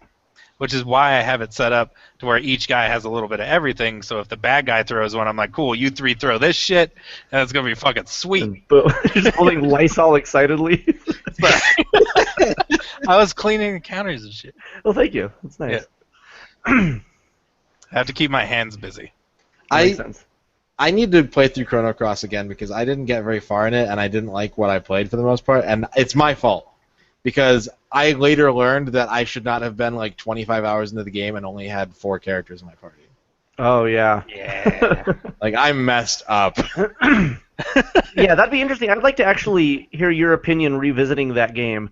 I'll tell you this, I hate the battle music. It's interesting. Yeah, I don't like the beginning of the battle music. Once the beginning stops, I like the boss theme. Boss theme's pretty good. But the beginning part where it sounds like this really shitty sort of like violin pulling you in, I don't like the first like 10 seconds of it, but I don't mind once the battle music starts going. Oh, when it's doing that that part? I like that part. Yeah. Yeah, I like that part too. Yeah, but I don't like the Yeah, that's The beginning always kind of makes me feel like it's not a very good intro, but I like the song from that point. Can I tell you one of my least favorite things about an RPG? Okay. That's actually a good RPG. Skies of Arcadia. Yeah. It has random battles, and the Dreamcast has to load those battles. Oh. And the Dreamcast is so loud that you can hear it loading the battle before you actually trigger the battle. You're just like, damn it. That's Like you're just walking down the map and you see like, meh, meh, meh, meh. And it's like, no. That was always my problem with the PSP. That's why I never got super into it. It was apparently the first one. They're noisy little systems to begin with, but apparently the one that I originally owned was not in the greatest shape because when it was loading things, it was just like. So sitting there trying to play like medieval or whatever, and it's just like screaming at me every time I like walk around a corner, and I'm like, what the fuck is going on? ESPs are terrible. So I don't know. I don't know if we've discussed this much, Radon, but have either of you guys played Lost Odyssey for the 360? I Trent have played a ton of it. I've given it some serious effort. I've tried to get Okay. into that game Because for some because I reason, like the idea, yeah, and if I you like. can Yeah. try again and maybe commit to it. This is one of those kinds of games. I wrote my little comment in the Facebook page today about, have you ever tried a game and just not dug it, and then suddenly like years later you go, holy crap, this was great. I hope this is that for you, because Radon's put a lot of effort into this game. No, I haven't. You haven't. Trent Oh, was Trent like, had. yeah, he had all the achievements except for the one where you have to find every treasure chest in the game. Oh no, that's crazy. But Yeah, you don't do that. that is an RPG. Number one, it has one of my favorite things, which is a partially timing-based battle system. Whenever the main character attacks, like this gigantic ring will appear around the enemy, and then when it hits a certain point, you hit the right trigger, and it'll do like extra damage or more potent spell or whatever it is. I do like that. That's what pulled me into Legend of Dragoon. Big fan of that. But then the second part was the way that the main character is an immortal. Okay, so he's lived through all these different generations and people and situations, and every now and then you come across these little stories. I think they're called like 1,000 Years of Memories, and they're little vignettes that have been written just to supplement the backstory of the character, places he's been, people he's met, situations he's encountered, and they're not narrated at all. But the way they're presented is that the text appears on screen with a specific colored background and sound effects and sometimes music that will accompany them. Yep. So it's this really beautifully told series of stories, and they're so well written. I think they hired like a professional author to actually go out and pen all of these stories together, and that to me was the reward of the game. You know how like you'll be playing Final Fantasy, say 9, and every time you get like a new summon, you like that's your dessert, that's your treat, or a cutscene or something, a CG cutscene. Yeah. Those are little treats throughout the game. In Lost Odyssey, these stories were those treats, and every time I got to one, I would stop everything that I was doing. I'd make sure the lights were off, that the sound was on, and that I could sit there and take these stories in because they were so well done. And that I hadn't had a game that had made me sit there and get so excited for more little bits of story like that, No, like the way they had presented it. agree. So, if you get the opportunity to try it at some point and maybe give it one more shot, maybe it won't do it, and that's just how it goes. But the little side stories were 100% my favorite part, because I remember there's the part with those guys who like walk down that like windy path for their like whole lives, Mhm. Like I'm not describing it very well, but you might know what I'm talking I know about. what you're talking about, yeah. And there's just like a one-off side story about like a shoemaker. And like this guy who makes shoes that are supposed to last you your whole life, basically, and how he's already gone through like a few pairs of it. Like it's a whole thing, and it's just like heartbreaking and tragic stories, and just the whole way through. That's amazing. And then I got back to the regular game, and I didn't care. That's totally fair. Like there's these one-off stories that like that's all I cared about. There's the one about him being locked up in jail, and he's been down there so long that people don't even remember like how he got down there or who the hell he is. Like, he got locked up in a jail cell, and people just forgot about him because he probably outlived the people who fucking threw him in the jail cell. And then people come down, and it's just like, who the fuck's this guy? Yeah. Just like, yeah, like, he got out because I think there was, like, a regime change in the city that he was in. Like, rebels came in and found him in a jail cell, and he's like, I've been here for, like, a century. So, Radon, you said you hadn't tried this? Haven't played it. Okay, not at all. I've been looking for a copy kind of off and on. Mm-hmm. But I just can't find it anymore, actually. Yeah, it's really uncommon at this point. When it came out, when we were at the other location, I used to see it fairly regularly, and I'd recommend it to people all over the place, but it has been some time since I've seen one. I haven't seen one in a while either. It should still be like $10-15, but yeah, it's been months. So I'm really trying to go back and actually get through my 360 library right now. Unfortunately, I decided to start that with fucking Dragon Age Origins, and that's was just the biggest one first. Yeah. Well, it's that, and then I got like fucking Blue Dragon, which I've never. For some reason, in the beginning of that game, when the kid like first summons his dragon spirit or whatever, And he was like, I believe, or whatever. I was like, fuck off. And I just like turned off the game. But I'm told that I need to give it more of a chance. It's a fun RPG. It's very much like Dragon Quest in that it's by the numbers. Like it's just a straightforward JRPG. Yeah. It looks really good, and it's got a terrible dub. And it's a fun game. It also has arguably the best boss fight music in an RPG ever. Because like it's this ultimate super 80s like butt rock. But it's also and the vocalist is the guy Ian Gillan from Deep Purple. So like it is, and it sounds like a 1980s anime intro where they had no idea what was happening, and it's so ridiculous and fun, and it's absolutely terrific.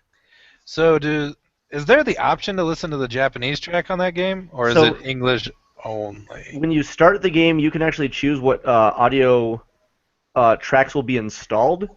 Mm-hmm. But like once you commit, like that's it for the game. I don't think you can actually change. So like you can say Japanese, and then you'll never have the option until you reinstall it to change that. But so do you think I might like it better if I did it subbed with the Japanese probably audio? a lot better. I never tried it, but I'm sure it sounds better. I'll give it a shot once I finally get to it, and I'll let you guys know. But that's fair.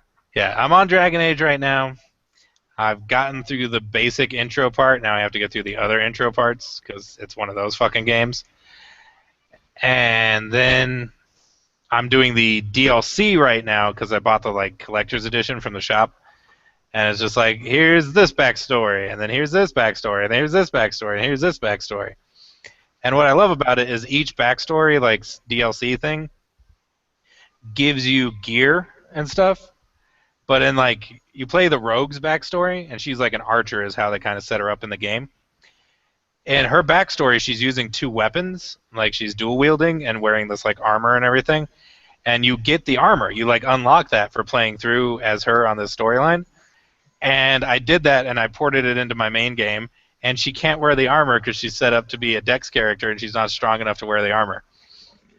And it was just like, and that's just default how she came, and I was just like, now I have to like divert her character just so she could like fucking wear this armor. It's really funny to me. That's sad. Poor it's thing. Like well thought out Dragon Age developers. It's just really funny. So Radon, RPGs. Yeah, I love them. What RPGs are you into? Like what's your traditional JRPG kind of stuff? Strategy? I can't do Western RPGs as hard as I've tried. Mm-hmm. It always boils down to like 3 things. The blank palette character, which is it's a trope in on both sides of the Pacific, but having it in first person just makes it worse. Or like having to create a character means that I have no attachment whatsoever. And it's weird because like I would make whenever I'd play a Tony Hawk game, I would make like a Michael Radon skater. Mm-hmm. And that gave me like, I got that cool trick. But I never was like, I was never like, I hope that I get to be a professional skater and I win the Boom Boom Huck Jam and I show Tony Hawk who's the best. Like that's not how I get involved with games. So that's a big problem. The sort of like aimless wandering, like the open world approach versus this is the story, and to do the next thing you have to go to this area, and then once you do that you fight this boss and you go to that area. It's overwhelming. Like I watch people play Skyrim and they're just like accepting quests, like 20, 30 quests, and I'm like, how do you ever? Because I've played some MMOs. And I've been able to get like a little involved in some MMOs, but I will tell you the one thing that always breaks me out of them, and it's daily quests, because they're just always there. Dailies. They're always there. If there was an MMO that was like, oh, you did this daily quest, it's there, you can do it if you want, but it's not going to show up in your HUD. That's what I want. I want to feel. That's fair. I want to feel the world shrinking as I conquer it. Like you're actually completing and checking everything off the list. Yeah. Yeah. And then So the that's third my thing, problem with WoW. Sorry, I'll let you finish, then I'll get on it. But the third thing is the music, which sucks because like Skyrim and Oblivion is Jeremy Soleil, who I love his Secret of Evermore soundtrack. I think he did like Oni or something too. Like it's good soundtrack stuff. But then like Fallout's kind of an exception because Fallout is actually pretty atmospheric. Like the music, both licensed and non, is pretty good. But like Elder Scrolls, it's all just like chanting and war drums, and I don't get like excited the way I do when like a boss battle theme comes on in like a Super Nintendo RPG, and I'm like, yeah, here we go, let's do this. That's fair. But yeah, That is completely fair. Music. it's hugely important. That's actually the one thing I noticed about Dark Souls, is that like it's mostly just silent, except for like like the wind blowing and like zombies moaning until you kill them, and that actually did bother me a lot. You're supposed to eject the disc and then put in Pantera. Oh right, yeah, the Great Southern Trendkill. Yeah. Whoops. Yeah. Warcraft, I really liked the music and the atmosphere, like the old like Warcraft 1, 2, 3, but or you know what I mean. But yeah, the RTS Warcraft. Yeah, the RTS, and then World of Warcraft. First of all, I've worked for them, so that kind of takes a little bit of the magic out of it for you. Mm-hmm. And then the same thing, like my friends, they talk to me every time there's a new patch. They convince me to play for a little bit, and I'm like, I'm gonna stop playing as soon as my subscription runs out for this 1 month. Like I know I am, and they're like, oh no, it's amazing, you're gonna love it, and then I stop every time. But as soon as I get to the point where I'm like doing daily quests and stuff, I'm like, I don't care, because daily quests means that you haven't actually affected this world at all. It's the exact same feeling that you're talking about, because it's like, hey, you guys just stopped this army, but you got to do it every morning. Like every morning you got to go out there and stop this fucking invasion from happening. And I hate that shit. But music, John Starr and I went to Video Games Live out in Denver, and they were actually doing Warcraft music out there. They did a World of Warcraft like thing, and there was this moment when the guy he was like raising his arms and the music was picking up, and then the wind, because it's like in an outside amphitheater thing, the wind kicked up and there was like shooting stars going by and shit, and we're like, it legitimately looked like he was a wizard for a second, and it got me so pumped to like go home and play the game, because like the music picked up and the wind was blowing in my face, and I like got goosebumps, like legitimate goosebumps, and it was amazing. And if someone picked music from like, as I think they even might have done Skyrim there, but if so, I don't even remember, because I just didn't really, because there's like the but that's like sounds like Pirates of the Caribbean to me. That's all that I think. You're right though. That's what that song sounds like. Yeah, and that's the problem. Like I hear Skyrim and I think Jack Sparrow. Like I don't think Skyrim world. And that's it's. I got a little passionate for a second. I apologize. I was talking. John and I were discussing. I briefly mentioned one of my friends' podcasts because they were talking about Dark Souls. Mm-hmm. And my friend Ramses made a very like powerful comparison that hadn't really clicked with me. He said the reason he likes Dark Souls more than he likes Skyrim is that when you start Skyrim, you're already the most powerful person in that world, and you just get more powerful. Like whereas in Dark Souls, like you'll be like losing to henchmen. You'll be losing to like just this random schmuck soldier. Just like, some fucking guy. I just shield bashed you off a cliff. You're dead. Yep. That is actually interesting. Because, yeah, like you said, in Skyrim, it's not, are you going to make it? It's how powerful are you going to be by the end? Yeah. And which, I actually heard a similar complaint with Force Awakens, which, wow, there's a lot of noises coming through my speakers over here. But Force Awakens, because you're like Starkiller or whatever. Yeah. And you pull ships out of the sky and you like rip open stuff. But even then, even though you're this big bad motherfucker, you still run away from Darth Vader. Like there's stuff going on. There's all kinds of crazy shit going on. You can rip a world in half or whatever, but then Darth Vader shows up and you're like, no, because he's just walking through. The beginning of Force Awakens, when they showed Darth Vader going through the Wookiee city and just tossing them all off. Yeah, he's just murdering people, not running, just casually walking. And then they close these blast doors in his face, these giant fucking blast doors, which are attached to a tree, which isn't really a great idea. But these giant blast doors, and they close them right in his face, and he walks through the blast doors. They just like curl around him, and he doesn't.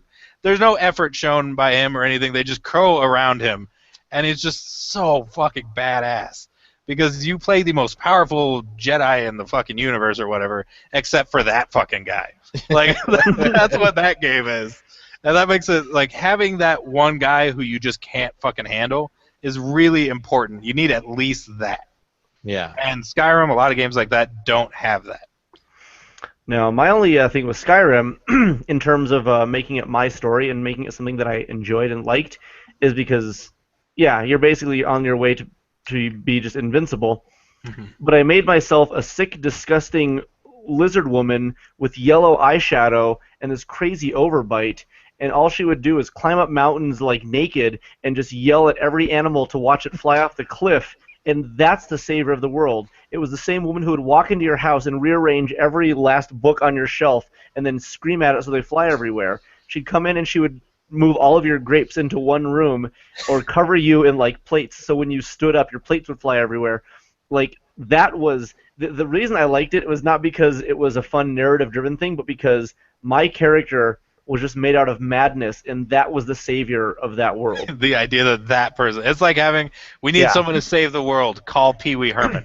Yeah, like, that's basically what your guy was. Kind of. Yeah. And it stemmed when I realized that you could get power was in the Morrowind, as I was playing that on the original Xbox, and I had walked into like this this town. I can't remember what it was. It was a bunch of big mushroom things, I think, and these gigantic, gross like jellyfish creatures were like floating around, and so like the mission was like, oh my god, like we had to kill these things that are attacking our town. So I went through and I used my bows and I used my fireballs and I killed all the things. And so the town was like, holy crap, like we're in your debt forever and ever and ever. So like, what can we do for you? So I went to like some dude's shop, and you could choose from like this little wheel of things to say, and you could say, you know, hey, you're really cool, or hey, eat my dick hole, and like your reputation with these people would change based on like if you're trying to barter with them, if you're trying to be friendly, if you're trying to be funny. And so what I would do is I would keep like essentially just like using this little wheel of shit, and most of the responses were actually kind of unfavorable. So they'd be like, oh, I don't think you're very cool, you should probably just leave. And then I would, if I did it enough, eventually it would pop up for like, hey, remember that time that I killed those jellyfish for you? Mm-hmm. And so they'd have to like me by default again, so my charisma would go back up. And I'd keep being a dickhole and then be like, I killed your jellyfish. I don't know if you could talk to me like that. And so eventually I got to 100 charisma, and I realized I could abuse this power, and that like you could be the biggest dickhole in this game, and the game kind of encourages it. But like that was my experience with those games, was becoming like the most powerful dickhole on the planet. And people could do like nothing because they're like, you know, there's Gaystar, the chicken, you know, killing crazy lizard chick in her stupid leather bikini is going to come and shout at every one of us. We're going to fly into our houses. All of our livestock's going to be dead, and she's going to burn the village down. But she did save Skyrim, so I guess we kind of got to like, you know? Yeah, it's like, this again. Yeah. So it's the ultimate in terms of blackmail, I guess. I'm like literally the ultimate villain who just happened to do the one thing that did save everybody. So yeah, that was my experience with those games. It's really funny. So I liked them simply on that principle. I ruined Skyrim for myself by using an exploit where you get like a bunch of money and a house, and then I just didn't care because I wasn't working towards anything. Like, I ended up with just like a ton of money and skills and like a house, and I was like, oh, this game's pointless. And I just ruined it for me. So I deleted it, and then at some point I'll play it again. But That's fair. Also, anytime I make a character, like try and make a character that looks like me, it comes out Asian. Well, you do have, you know, like... I squint a lot. No, Yeah. don't, guys, damn it. I squint a lot. And when you make a squinting character in a video game, he comes out I didn't program it. This is the this conversation can lead us. Actually, would be a good topic of conversation. Scarlett Johansson, Ghost of the Shell. Yep. Yeah. So I want to weigh in on this. Number one. Boobs. Number one is boobs. That's the argument. So the world's up in arms right now because Is it the world? Is it the whole world? every last person, a lot of people. We'll say, you know, there's the internet right now is pretty riled up because Scarlett Johansson is being cast as Major Kusanagi from Ghost in the Shell, who comes from Japan, has a Japanese name, but is also just a cyborg that looks like an American woman. Which is my kind of take on it. Is like she doesn't necessarily look Japanese. Most anime characters in the do show, not. Yeah. Most of the characters don't really look Japanese. So this is tricky because it's not a Japanese person that's being portrayed by an American woman. It's a cyborg that looks, we'll say, raceless, because in anime it's so hard to distinguish, is this person supposed to be Japanese? Because even a lot of American characters have Japanese names and blonde hair and blue eyes, but like if they were portrayed by like an Asian person, would that be okay? See, and here's... I don't know. There's a lot of weird... This is a weird... We'll get back onto the whole, like, is this okay, whitewashing, whatever the hell. Yeah. But Dragon Ball was always... Because I had this argument in middle school, actually. Okay. And, like, the beginnings of high school. Dragon Ball is one of those worlds where if you look at Goku and you look at the rest of the people in that world, first of all, it's very clear who the black people are in that world. Mm-hmm. It is very apparent they have giant, huge lips. They're literally all, like, black colored and stuff like, and most of them are boxers or something like that. Mm-hmm. And then Goku looks like a white dude.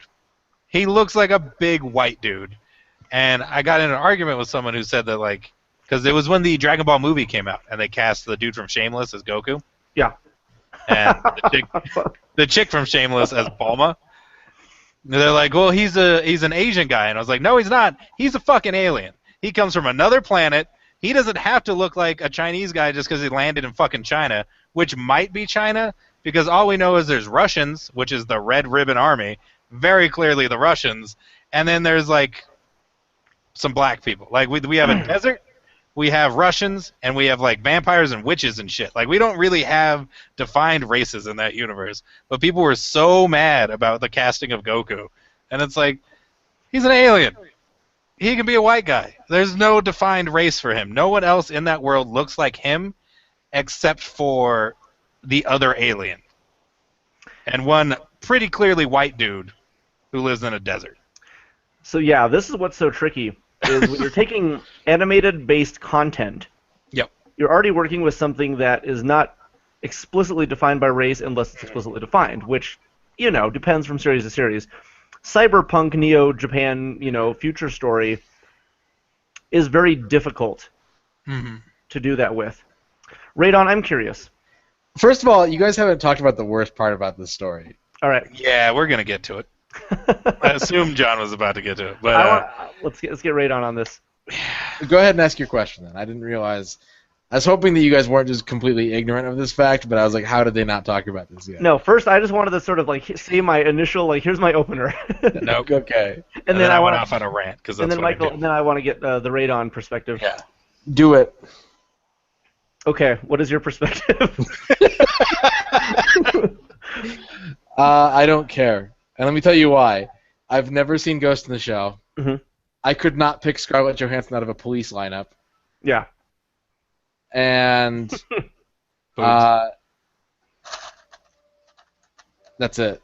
Like they probably shouldn't be whitewashing it, but at the same time, wasn't there a point in which they were talking about like casting Seth Rogen in a Cowboy Bebop movie or something like that? Or Keanu Reeves as Spike or whatever? Yeah, like Yeah. this is the problem you run into when an American film studio, like, I'm gonna ask you a question, and it's not to say that you couldn't find, because there are talented actors all over the place, and Sure. they come in every sex, shape, age, race, all of that, right? Mhm. If you had to populate a movie with all Asian actors, a big budget movie like this, Yep. how far down the casting list would you be when you'd be like, Ken Jeong? Yeah, like 5 names in. Yeah. If it's not Jet Li, Jackie Chan, or the fucking chick from Agents of S.H.I.E.L.D., I'm out. Like, I'm out of fucking, like... And that's the other part of it, but what that's also part of the argument is that there's so few, like, Asian roles to, like, give Asian actors prominence that blah.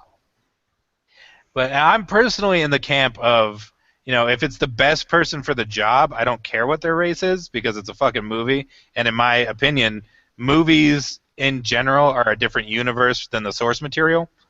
Like, it's just how I view all movies. That's how I prevent myself from getting mad about it. But yeah, the bad part that Radon was talking about.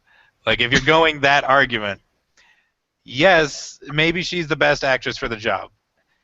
I mean, they gave their list of actresses, their short list, and like none of them were Asian, so that's not great. But the fact that they tried to CG her Asian is the problem. That's where it gets like, if you were like, she's the best choice for the job, it's clearly not like, it's not clearly an Asian character. I mean, like, she's got the name, but you know, she looks like race, like you were saying, like she could be any race really, like based on it. And if that was your argument and you stuck to those guns, fine. But then you're like, let's try making her a little Asian. You're like, yeah. Well, now you're just admitting you knew what you did. Correct. That's what you just did. Was you that is a huge problem. Huge. Yeah, don't say let's get the white chick and then make her Asian. Yeah. That is where it comes in, because you've heard the oh, sorry, where are you going? What if that was the best choice? What if it was like, we need Scarlett Johansson's acting ability, which again, can't pick her out of a lineup. I couldn't even name. She's Black Widow, I think. Yeah, that's the only role of Scarlett Johansson's that I can name. Legitimately, her acting technique is going, oh, look at that. Like, she just talks quietly at things. That's all she does. Like, she's all right, but she's not exceptional. There's not personality in her. But I suppose at the same time, if you're casting like a cyborg, entity, you kind of need somebody who's as deadpan and dry as it's going to get, lifeless. You want somebody who's actually, you want Leslie Nielsen, CG'd. Oh, maybe they're just using her body for like motion capture, and they're gonna put Leslie Nielsen. and this is Police Squad 2096. Oh, I love, like, if all this turned out to be a goof. That would be my favorite thing of all time. Yeah. I would own 19 copies of this movie. Yeah. The Last Samurai, starring Tom Cruise. Okay. Would you, like, would it be less cringeworthy or more cringeworthy if they Asianed him up? Because it's like, as it is, it's like, oh, thank God this white person saved all of Asia. Yeah, it's a really silly way. See, I disagree with that and like, that analogy for me doesn't work, because that movie is all about an outsider learning about this way of life and then arguing his point. Like, there are other like examples of that, but for this one specifically, that movie was about a guy who did not belong, an outsider to this culture, being basically forced into it and then learning to respect and acknowledge it, and fighting for that culture later. Yeah, the point of him was being white dude. Yeah, he's supposed to be out of place. They could have chose like Gary Shandling or something, and had like a much whiter outsider. Or Pee-wee Herman again. Yeah, just Paul kid Rubens. who played Powder. Well, did you hear the problem with Marvel's been fighting this fight for a while now, with every casting decision they've made over like the last few years. Did you hear their issue with Iron Fist? No. So Iron Fist is traditionally, he's a white guy. His father was like some billionaire type character, and he had learned these like mystical arts in some like hidden city in China when his father learned it when he was young, and he was taking his family back to this mystical city so that his son could begin learning these arts or whatever. And then the family dies in a plane crash, and the son is orphaned and raised in the city, and he gains these mystical like Chinese influence, like like magic powers and kung fu skills. But he's always been a white guy. He has always, from day one, been a white guy, and a large part of his character is the whole growing up as an outsider type thing, So he comes back to Hell's Kitchen, and he ends up joining up with Daredevil and everybody. It's a whole thing. Everybody and their mom, there were two camps. There were the people who were saying, you need to make this character Asian. He's using Asian magic, and he's using like kung fu skills, and he's like grew up in this Asian city or whatever. So a bunch of people were trying to boycott this show and like protesting because they are casting a white guy for it. And like Marvel basically flat out came out and said like, well, we had the option of casting a guy who's like correct for the character, or making a guy who's racially more correct, but then not going with like the true storyline of the character. So they were screwed either way. Like half of their fan base was going to hate him no matter what. Well, it's like X-Men Apocalypse, right? Yeah. Olivia Munn is playing an English character whose mutant power is that she becomes a Japanese woman. No, Psylocke is Asian. Psylocke's name is Betsy Braddock. That doesn't matter. I'm pretty sure Psylocke was Asian, though. She's Japanese British, isn't she? Yeah. That's what I was under the impression. But what Olivia Munn caught heat for was for not being Asian enough.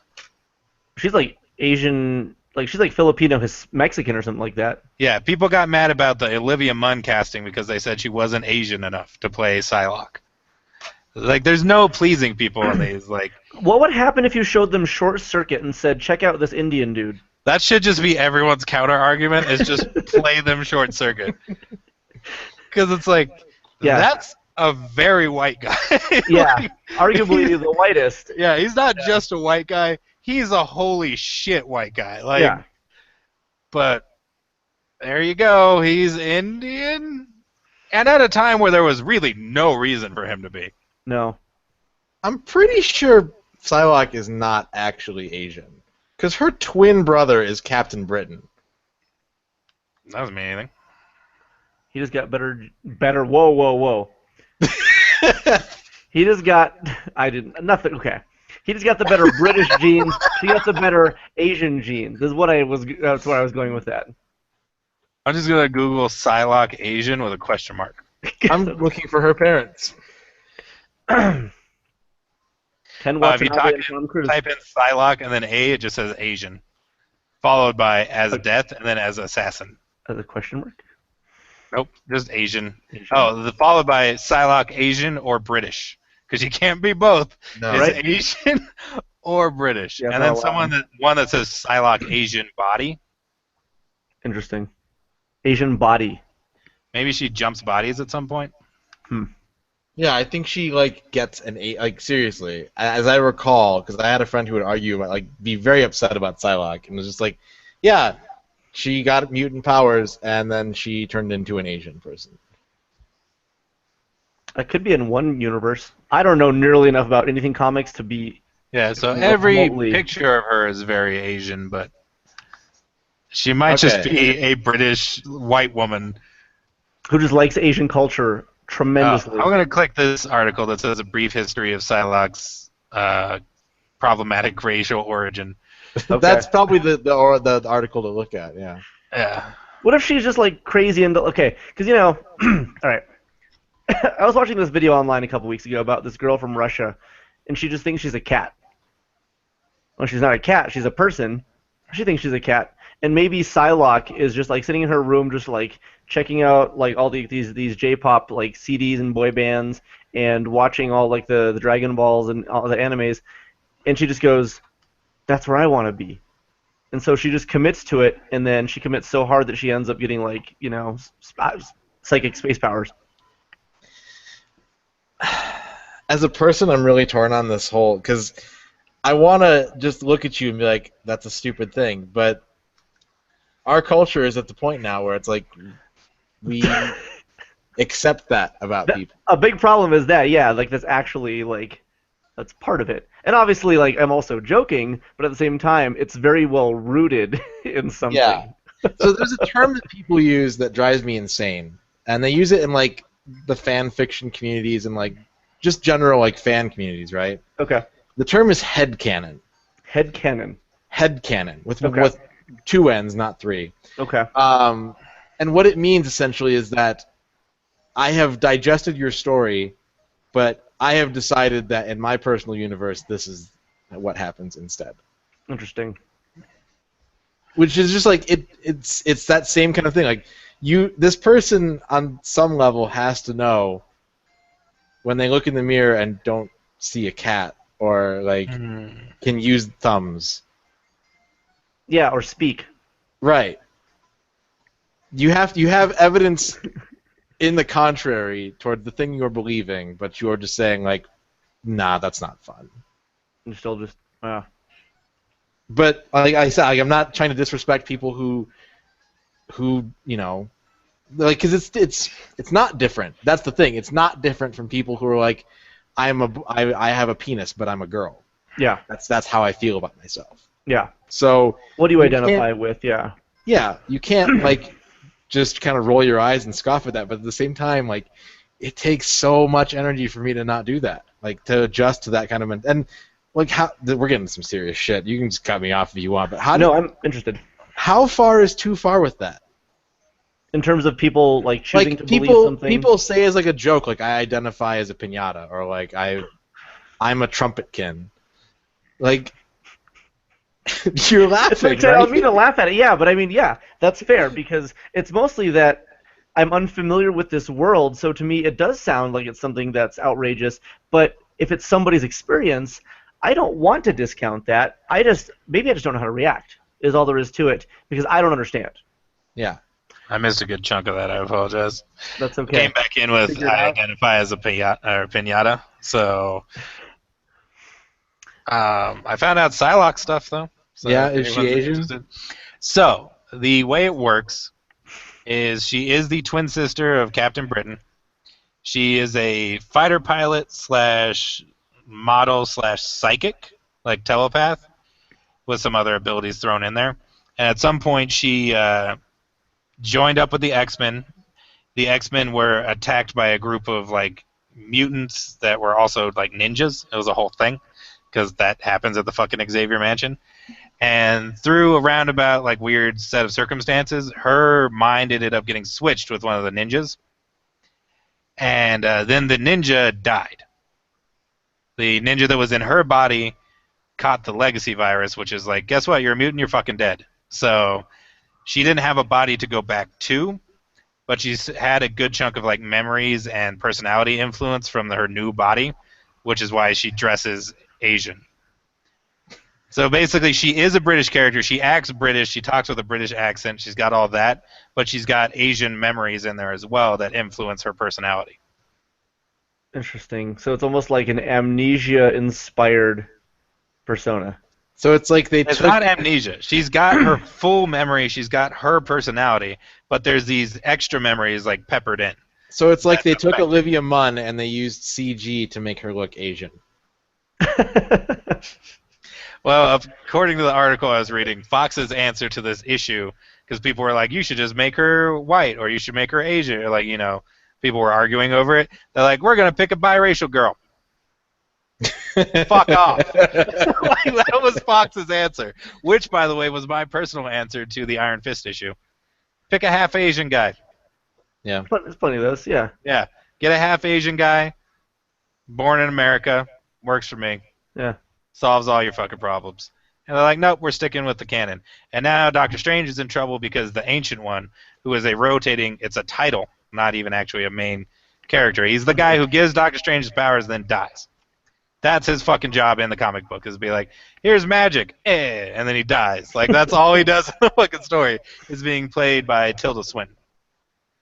And they're like, it should be an old Asian man. And they're like, Marvel's response to that was, like, yeah, he's a stereotypical, like, Asian guy, but he's too stereotypical of an Asian character. Like, he's a full-on, he's in the Kung Fu outfit, he's got the Fu Manchu, he's got, like, the whole, they're like, it's uncomfortably Asian. Like, yeah. It was Asian written in the 40s. Like, it's not good Asian.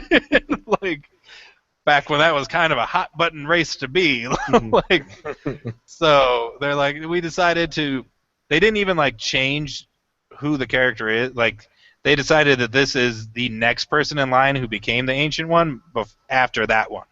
Like, the Asian one from the comic books happens, passes on his title to her, and then she teaches Doctor Strange. So they didn't even, like, change the character. They just added a new one. And everyone's like, no! Tilda Swinton! We discussed this a lot, like, with Ninja Turtles and other franchises, but people have this really heavy-duty desire to take on ownership of the exact version that they, like, deem fit. You know, like, this is my version because this is what I grew up with. This is what I'm most familiar with. Therefore, if it deviates, I don't like that version as much, even if something might be more canon or, you know, more sanctioned or more popular, you know? people have this really interesting ownership of whatever it is. Turtles is the biggest one I think of because I can relate to that. But yeah, all kinds of series, and I'm sure with the X-Men universe and all the different things that they've done, and at this point, Superman and Batman and whatever's going on that end is probably a mess for a lot of different people who have very different expectations of it wasn't supposed to be this, even though it's really Zack Snyder's doing his thing. Nobody else's story, his story. I don't know. That whole thing is the reason why headcanon makes me so angry. Is that like, if you want to take ownership of like this universe over that universe, or this version of events versus that version of events, okay, fine. Yeah. Like someone made a thing, it's licensed, it's sanctioned, it exists. Other people can experience it the exact same way. Mm-hmm. But for you to be like, no, I think that after like Sonic Adventure 2, Shadow shot Tails in the face, and Knuckles is just like he hasn't spoken since. Like, that didn't happen. Yeah. In this guy's world somehow though, and he wants that to be like considered. Yeah, he wants that to be how it is. But I was just having this discussion with my uncle. My uncle is a huge comic book guy, huge nerd just in general. John's dying. I was trying so hard to keep it together. So hard. There's so many clips in our podcast of us just heads down laughing. I hate you, Raydon. I'm sorry. Your uncle is a big comic book nerd. Oh, yeah. We were having this discussion because he and I did not enjoy Force Awakens very much because it was just, it was A New Hope. That's what it was. They made A New Hope for people who wanted A New Hope. Like, that's what people wanted out of this movie. The majority of viewers wanted their Star Wars back, and that's what they were given. And me, I wanted something new, which isn't really what we were given. But he has a friend who's a huge nerd as well, loved the movie. Most people loved the fucking movie. But that same friend hated the J.J. Abrams Star Trek, which I love the J.J. Abrams Star Trek because it changed things while keeping it safe. Like, they're like, this is an alternate timeline. The original stuff that you guys love is right over here to the left or to the right. Yeah. It's like here's all your shit.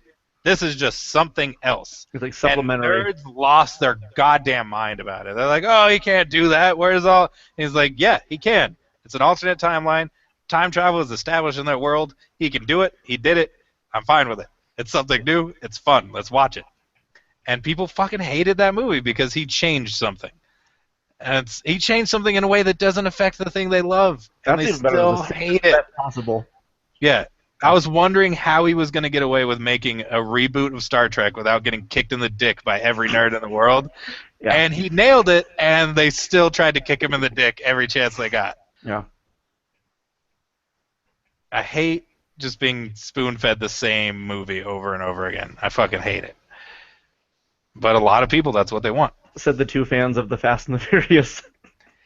Hey, Fast and Furious 1 and Fast and Furious 7 are very different movies. I'm not disagreeing, because you know how much I love those movies now, too. Yeah. But basically 1 through 4. Yeah, 1 through 4 is kind of the same fucking movie. Well, 1 through 3. But I loved them. And 4 is when they start to diverge. Yeah, 4 a little bit, but 5, 6, and 7 really. They're driving at like 8,000 miles an hour through like a mine shaft, jumping from car to car. I know, I love it. So many people died in that scene. Yeah. So many people. I know. It's exciting. And that's the beginning of Dominic Toretto's super strength. When he's just dangling that dude out a fucking window like all one-handed. Yeah, it was beautiful. He just lets him go, and somehow Paul Walker covers, 40 feet in like half a second? Like, he gets from the door to the window, like, instantly, in enough time to catch this dude. That's which was also enough time for Dom to get away. Like, no, that's straight up a scene out of the X-Men 5. Yeah. It's pretty powerful stuff. Like, who wins between Toretto and a bunch of mutants? Because you can cars. You can drop a building on Toretto, and he gets a tiny cut on his forehead. Yeah, exactly. Like, that's what happened. He can drive. We know he can drive and walk through fire and explosions, and all that happens is his shirt gets a little messed up. Yeah. Like, that happened. That's documented. Yeah. He'd get a cut if the airplane exploded directly on him. Yeah. Also, apparently, when they're all in formation, they can somehow bend space-time and cause a runway to go for, like, 200,000 miles or something. The blade just keeps going. Yeah. Like, It's wonderful. It's literally a plane driving on a runway at maximum speed for at least 20 minutes. yeah, it really is. It doesn't make any sense, and I love it. God, those are fun movies. I love them. And again, those movies are fun. They are. And that's the point. That's the point of a movie. I don't care. I know I should care. It's like, racial appropriation and gender identity and blah, blah, blah. But I don't care. I know that makes me awful, but there's times and places for these things. And I think a movie is a nice place to escape from having to worry about politics. Mm-hmm. And it's not because I don't believe in, like, justice and equality and, like, people being comfortable and finding ways to identify and express themselves. Mm-hmm. But I think a movie is a place where you're allowed to escape, from the real world where those politics are something we'd have to address appropriately. Yeah. But a movie is just, what can I do to enjoy a talking snake, playing with a little boy? Weird. But, yeah. or, like... That's a porn somewhere. Yeah. Because, like, if there's one thing that I've been taught, it's that just do what you're going to do and don't worry about it, and it'll work out because you're Mel Brooks, and you can just do whatever, Yeah. Like, you could just say... That's the one rule. Do whatever you want, as long as you're Mel Brooks. Yeah, if Mel Brooks was directing The Ghost in the Shell, this would be a non-issue. Yeah. She'd have huge boobs for whatever reason. Like that weird cartoon. Yeah. Baseball. But, I mean, at the same time, they're remaking The Magnificent Seven. Right. And Denzel Washington is Yul Brynner. Yeah. I believe that's the casting. They cast Denzel Washington as another one of the whitest men ever. Mm-hmm. Cool. I don't care as long as he does a good job. Right. Like, that's bottom line. Legitimately what it is. And they recast most of that. The main story, one of the main stories of the original Magnificent Seven was one of the guys in their group, he was like Mexican or he was like half Mexican, something like that. And so the fact that they're fighting to save this like little Mexican village was hugely important to him because he got back in touch with his like racial identity. It was a really like overlooked part of the storyline in the Magnificent Seven, but it's like he's called like Bernard or something like that when he joins the Seven or the Magnificent Seven. And by the end of it, he's being called like Bernardo or whatever, like his Mexican version of his name. And he's like fighting to save this little Mexican village, and I think he decides to stay at the end and everything. And in this one, it doesn't look like they're fighting to save a little Mexican village. So I'm wondering if that storyline's even going to take place at all. Because that was a huge, like, kind of like racially important storyline, and it just doesn't really seem like that's going to be the focus this time around. Mm-hmm. And I wonder about stuff like that. They're like, Denzel Washington's the lead. It's like, yeah, but what about this part of the story that was really important for that? It doesn't matter. So is this like remake or just like a new story with like the same lore? Sort of? I think it's a remake. I'm not 100% sure. Like, I don't want to... But it's just... I remember watching that as a kid and finding that really important. Like, just that part of the storyline was really interesting, and actually got me thinking as a kid. Because, again, I was the white kid who grew up in New Mexico, so it was like me and 1,000 Mexican kids. Mm-hmm. Or not Mexican, but you know what I mean. Mm-hmm. Just Hispanic children and one black guy. Because that's what New Mexico was when I grew up. And every black guy I met was usually either named Michael or Anthony, which is weird. It's funny because actually, as soon as I said that, I immediately thought of an Anthony and Michael who I knew that were both black. Yep. It's fair. That's what happened. And then a hurricane happened, and now we have black people. That's true. The world. Right on. Yo. Yul Brynner. Are you thinking about Yul Brynner? I'm looking up the 2016 Magnificent Seven, and it's classified as a remake, but like none of the characters' names are the same. And also, the Magnificent Seven is just Seven Samurai, which is also taking an Asian movie and filling it with white people. Well, so was A Fistful of Dollars was just Yojimbo, but that doesn't.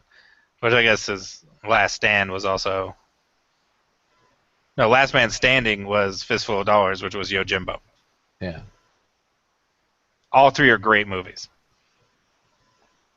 I'm just I don't saying. know. I like him. Have you not seen them, Radon? I've seen. I've probably seen Yojimbo. Sundance Channel used to do Samurai Saturdays, and me and my girlfriend at the time would watch a lot of samurai movies every Saturday. But I generally, you guys know, I don't like movies. Mm-hmm. So like that's the reason why like when you talk about people like Denzel Washington is someone that I know what he looks like, but I even still have to like squint with my brain to make sure that it's not Morgan Freeman. The most symmetrical face. Most symmetrical face. Denzel Washington. And that's why women like him. That's funny. Then why do people like Forrest Whitaker? They don't. Yeah, that's true. He was in Ghost Dog, John. I like him. Oh, no, I actually do like him very much. I think he's a great actor. He's in Last Stand with Arnold Schwarzenegger. He's in the new Star Wars too. Rogue One. Is he? Yeah. Is he just gonna squint at people and then make weird little? It doesn't matter. I was gonna say some not so great stuff, but I decided to move on. Doesn't matter. He was also in what's that movie with Jude Law? Good Morning Vietnam. Breakfast Club.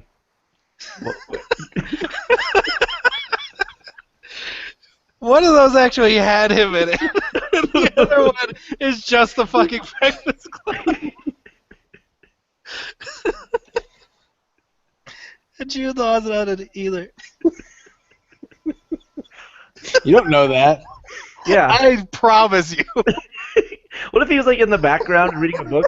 Yeah, he was an uncredited extra at Dimmy's bar before. Or it blew up. he's one of the Asian soldiers.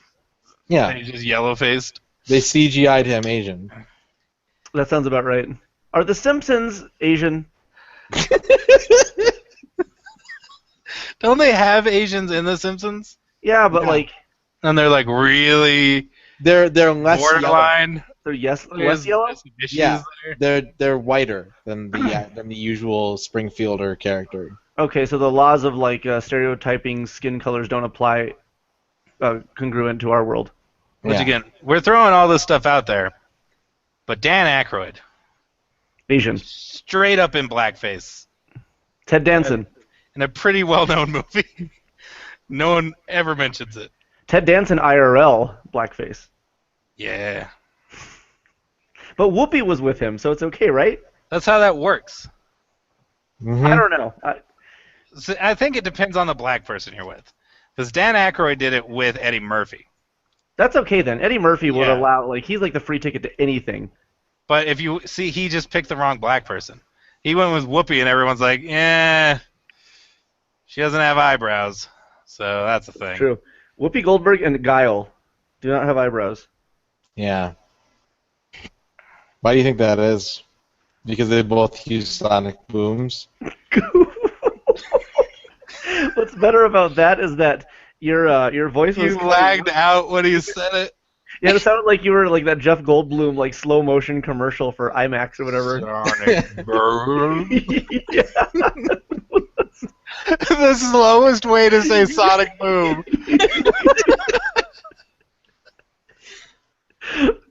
They did. They both they got too close to the wall when they were practicing. It just seared them off. Oh, fucking A. 'Cause that's how Whoopi Goldberg attacked her first husband. Charlie? Sonic Or Boom. M. Bison? Bison, yeah. When she's married to M. Bison, she was having an affair with Guile. That explains a lot. Yeah. Some family man he is. Yeah. Holy crap! I'm very much looking forward to him. Are they doing characters every 2 months or every month? So this has been the thing they said is they said like roughly every month. Okay. Alex was last month, like so. Very tail end. Yeah, like the 30th. Okay. And so this is I think the 28th. I think is when Guile's coming out. That's not bad. See, I don't know any of these characters because I didn't get into Street Fighter until like Street Fighter 5. Like that's fair. my intro, and I'm enjoying it. And I just Zangief the shit out of people, and Good. it's fun. But It's fair. but But again, one of our customers, one of our regulars, a youngin, asked me, there was Street Fighter on the Super Nintendo. To bring the conversation full circle, I made friends with a guy during freshman orientation of high school because he was really into Final Fantasy VII. And I was like, it's really good. I think some of the older ones are my favorites, though, or are better, though. And he's like, there's Final Fantasies before 7? Was it? See, that's different, though, because... No, I guess it isn't. It's really not. Because it's numbered. It's clearly the 7th one. Yeah, but at the same time, it's 90s and it's from Japan. And they just put numbers on the end of things because they could. That's like fair. Leonard 6, Part 6 or whatever? There you go. Yeah, that was made by Gynax. Right after they did Evangelion, they did... Cosby anime.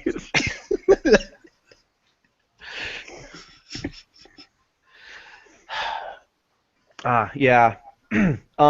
Damn kids. There's a lot of interesting questions that pop up regarding numbering in games, such as Grand Theft Auto 1 and 2, then the expansion, then 3, then Vice City, then San Andreas, and then 4. Yeah. And then double expansion, and then 5. But then there's the same thing with Final Fantasy's pretty decent because they number their side quests properly, and they number the other weird ones like tactics and such. They handle appropriately. There was another series I was thinking of that had a weird numbering system that didn't make any sense, but Grand Theft Auto. I'm confused by Borderlands already. Because they have Borderlands 1 and 2, then the pre-sequel? Yeah, and then Tales from the Borderlands. I don't know. I don't have a I chance. have no idea what... Because the pre-sequel tells me that it is before a sequel. So I know that it takes place after Borderlands 1. So between 1 and 2? Maybe? But it came out after 2. Yeah. Or Assassin's Creed is another... That was what I was thinking of as well, too. So it's Assassin's Creed. Is it Assassin's Creed and then Assassin's Creed 2, then Brotherhood, Revelations... And then 3. And then 3. And then 4, Black Flag was just 4, so that was like an actual... They're doing sequel. But you've already missed like 2 games. Oh, that's right, because there was PSP Adventure and... There was Liberation. Yep. And there's one other. What was the DS one called? Oh. Assassin's Creed DS? Probably, yeah. Deadly Scoopers. Yeah, exactly. Dick Slice. Okay, so this is the order that these games came out in. I have the timeline in front of me. Assassin's Creed?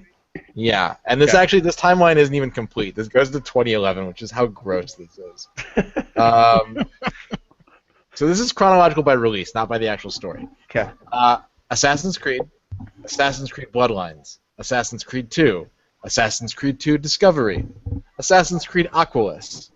No, wait, I'm sorry, I've been skipping around. Oh. Assassin's Creed, Altair's Chronicles, Assassin's Creed Bloodlines, Assassin's Creed Lineage, Assassin's Creed 2. That's the 5th one. Okay. Assassin's Creed Desmond, Assassin's Creed 2 Discovery, Assassin's Creed Project Legacy, Assassin's Creed Aquilus, Assassin's Creed Ascendance, Assassin's Creed Brotherhood, Assassin's Creed The Fall, Assassin's Creed The Romans, Assassin's Creed Embers, Assassin's Creed Revelations, and then I think it's Liberation, and then 3? This is ludicrous. I think you made some of those up. A lot of them are like Facebook games, but they are like Assassin's Creed entries. What on earth? If you just go by like the main games, it goes 1, 2, Brotherhood, Revelations, 3, Black Flag, Rogue, Unity, Syndicate. They just stopped numbering them at that point? Yeah. Which is a smart idea. Yeah. But, I mean, honestly, it doesn't sound like they stopped numbering it. It sounds like in a couple years we're going to get Assassin's Creed 5, which is going to be like the 19th entry in the series. That's right, yeah. That's how they'll rebrand it as 5. Yeah. They've actually started selling them in like trilogies, which I think is a smarter plan. Like you can get the Ezio trilogy, which is 2, Brotherhood, and Revelations, I think. Mm-hmm. Yeah. And I just got it's coming to me in the mail right now. It's like Assassin's Creed: The Americas, and so it's Liberation, 3, and Black Flag. You know, I really liked 3, and then I downloaded the expansion because I thought the idea was the coolest thing ever. Mm-hmm.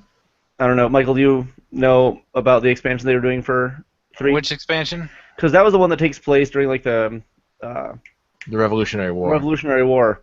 Oh, the It was like kind of like Mad King George or whatever. Yeah.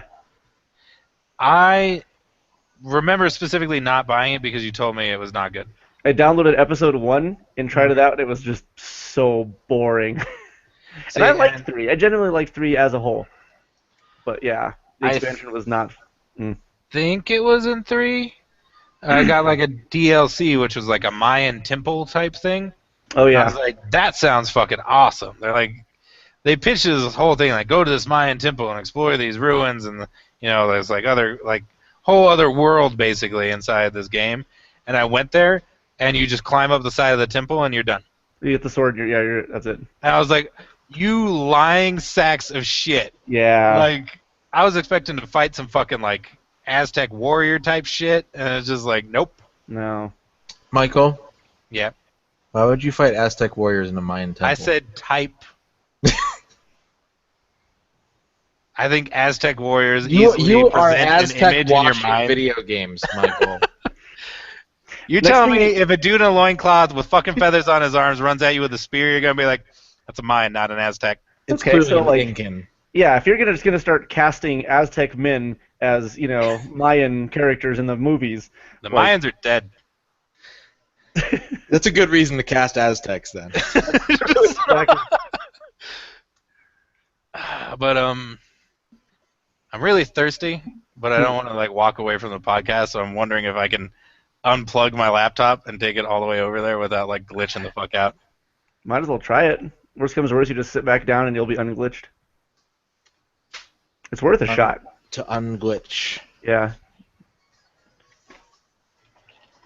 Are you rolling So your far, shot? so good. Yeah. So far, so good. I'm impressed. I'm using the camera to like reverse, so I'm probably gonna hit something and like flip over. I You're really using want you're using lemonade. a rear view backup camera like the Yep. new Buick Sentra.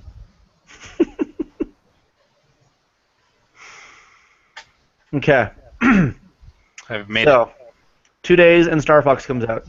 Yep. I'm very excited. I am really blown away by the amount of negativity that people have for this game. I think it's really going to be kind of like the well, here's the problem again, is with reviews, some guy that I don't know who he is at all goes online and says, "Hey, I'm not having very much fun. I didn't even beat the game. I don't understand it." And a bunch of people go, "Oh, well, I didn't play the game, but this guy didn't like it. Therefore, I don't like it either." And that's just it's such a large scale effect. Are you talking about Polygon? Because I was really shocked by that. Yes.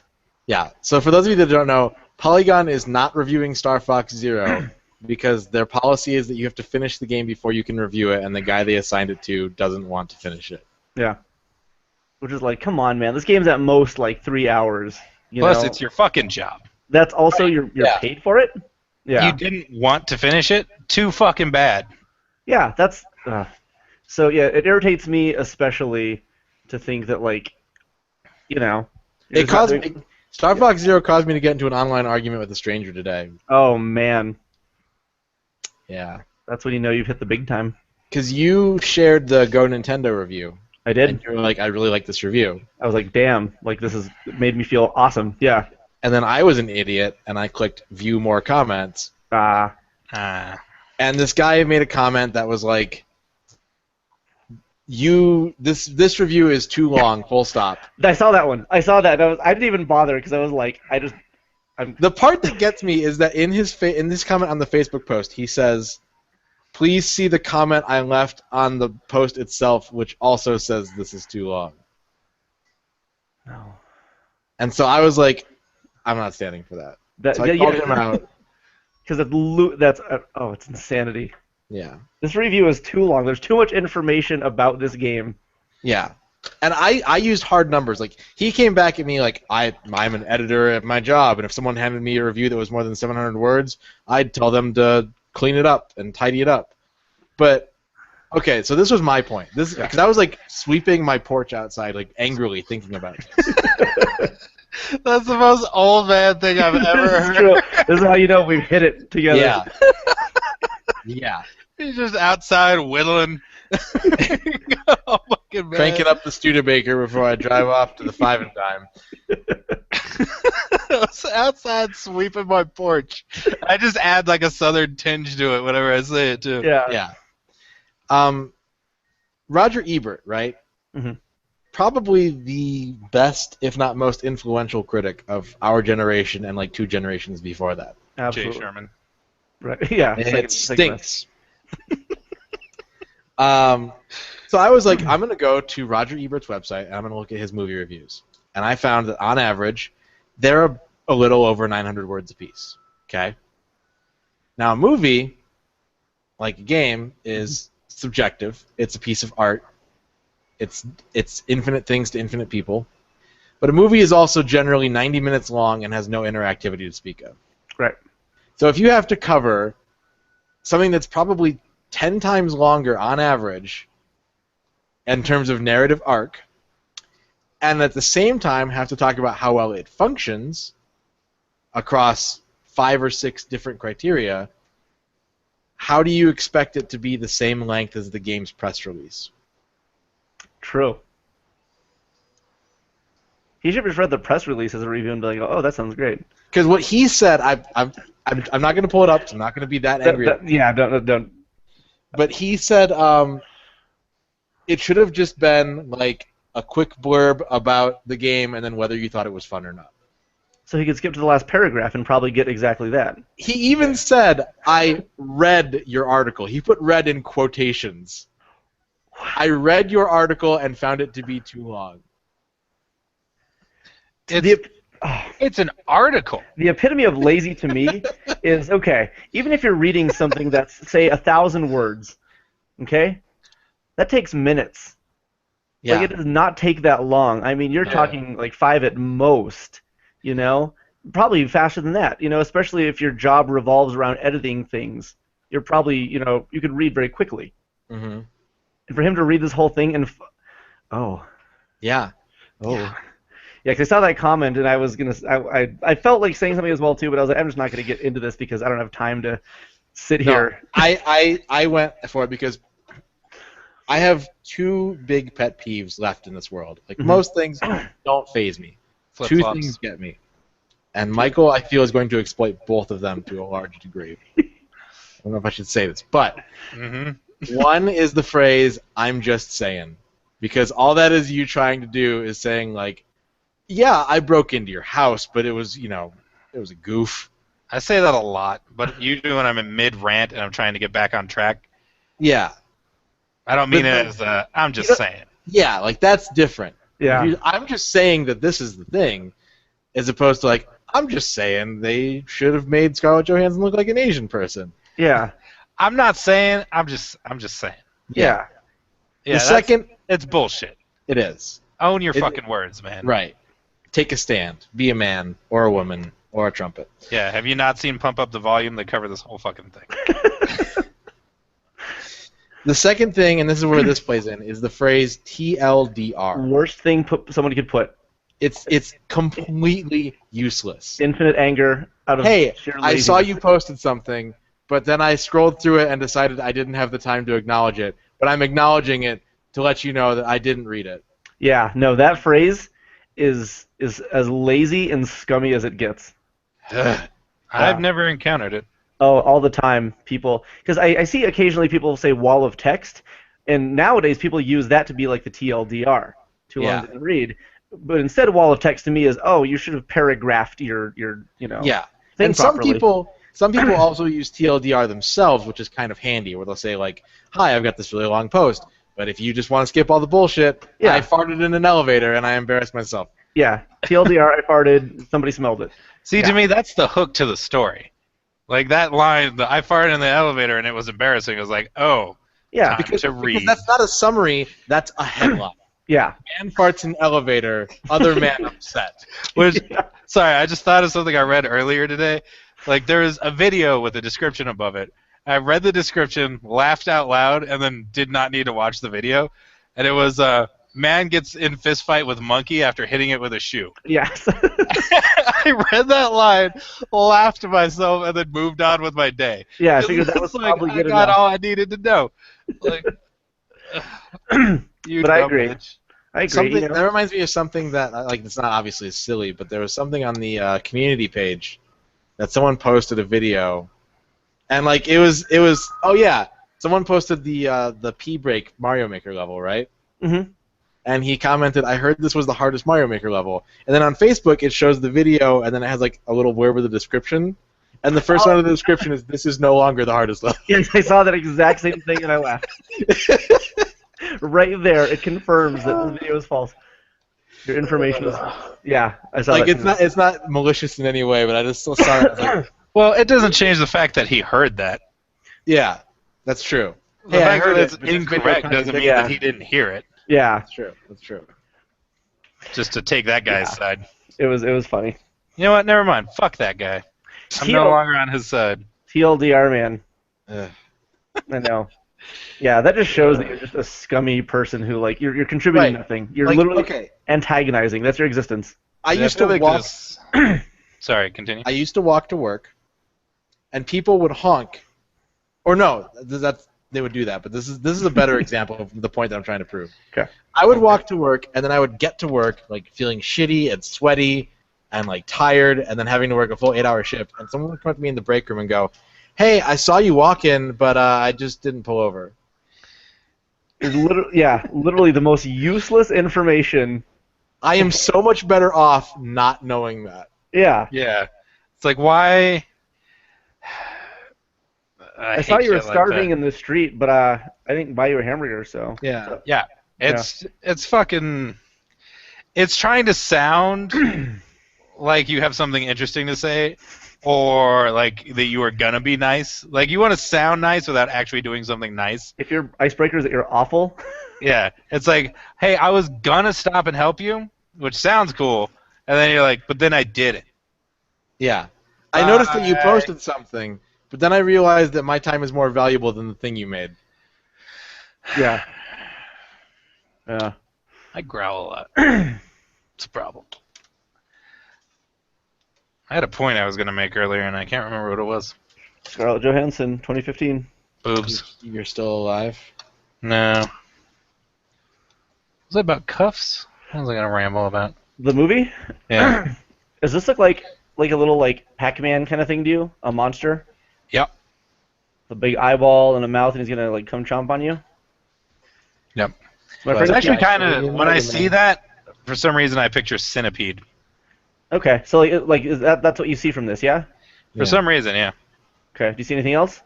Yeah, I see it. Okay. See, because I didn't when my friend Caitlin sent this to me in the mail, and I got this, and I was like, I don't get this.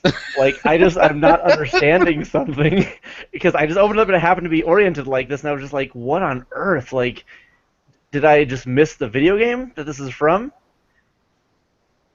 And then I saw this, and I was like, oh, that makes way more I sense. figured it out right before you flipped it. Yeah, right? Because I don't know why it took me so long, but I was like, I just don't get it. What the hell is this supposed to be? Yeah. Just making bundles. Making moolah. Bundles. Ooh. Like Oh, wow. the Gramster. Graminator. If they make a new Mad World, they should have Macaulay Culkin and Rob Schneider as the announcers.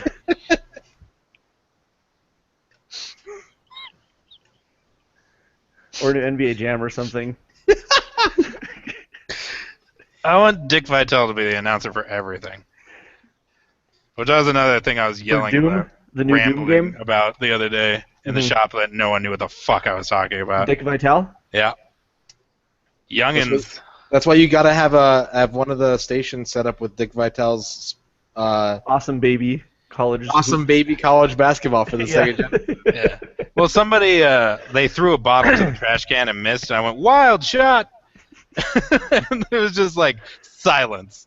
I was like, oh, right, you're all 12. Yeah. I like the fact that we make fun of all my employees for being born years after anything happened. Yeah. It's like, remember when this happened? No, you don't, because you were a fucking fetus. I think Nicole's the only one at the East store who's like. She got my 29, regulators 30? reference. Yeah, she'll understand that kind of stuff. But Regulators. I do that a lot. There are times when I'm like, oh man, 8th grade was so cool because this game came out, and Granger's like, I was a year old. I'm like, oh, yeah. Granger's young. I tell him that all the time. Or one of my best buddies, Lucas, came in, and I've known this dude since like 1986 because we've been best friends since like kindergarten, and I've just had a friendship longer than 90% of my employees have been alive. It's weird. That is really weird. Yeah. Camille came in the store the other day. What did she say? She told me that I didn't look happy. I was like, I'm actually in a great mood. She could still be right, though. Yeah. It's funny. That was like our entire interaction. She was like, you don't look happy. And I was like, no, I'm in a great mood. And then she was all, nah. And then like wandered away. They're all so... It's weird to me that people just walk up to me and tell me stuff like that. Like, the idea of you seeing someone and A, thinking they're unhappy or angry, which is what I get most of the time, and people walk up to me and go, you look really pissed off. Instead of saying, hey, what's the matter, it's just like, Yeah, are you okay? You're furious, aren't you? Yeah, and it's like, you know who the one guy you really want to interact with is? The guy who's fucking furious. You want to just like open that up on yourself. That's exactly what I want to say to him. Yep. You look pissed. I am fucking pissed, but I'm not. Most of the time, most of my day is spent dancing in place, doing a white guy dance. Yes. That's what I do with most of my day here at the shop when I'm like messing around on the computer or like checking stuff in. It's just weird little. It's not that one because I'm using my hands to like work when that's happening. I'm doing the one where you like lean back and forth and just like cock your foot on your heel. Okay. Just like nah. It's standard issue white guy dancing. Okay, I'm all right with that. They teach us that at the first camp. At the mine camp? Oh, okay. Hold on. They teach you that, and then they teach you to put the black kid on your team in kickball. Camp Cajun. Radon. Yeah. Camp Cajun. Did you? That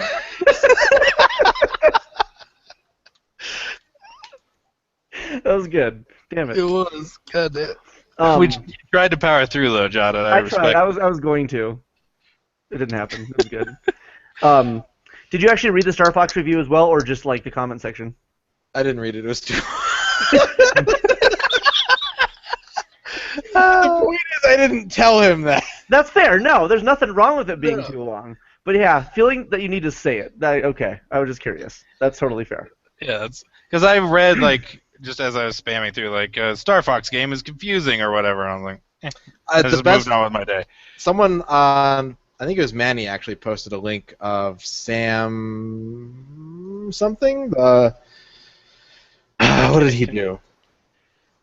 Sam Kinison. Some guy who was like the founder of 1UP or something like that. Mm-hmm. He described it as patting your head and rubbing your stomach while keeping a hacky sack in the air with your feet. Damn. Super tasking. Yeah.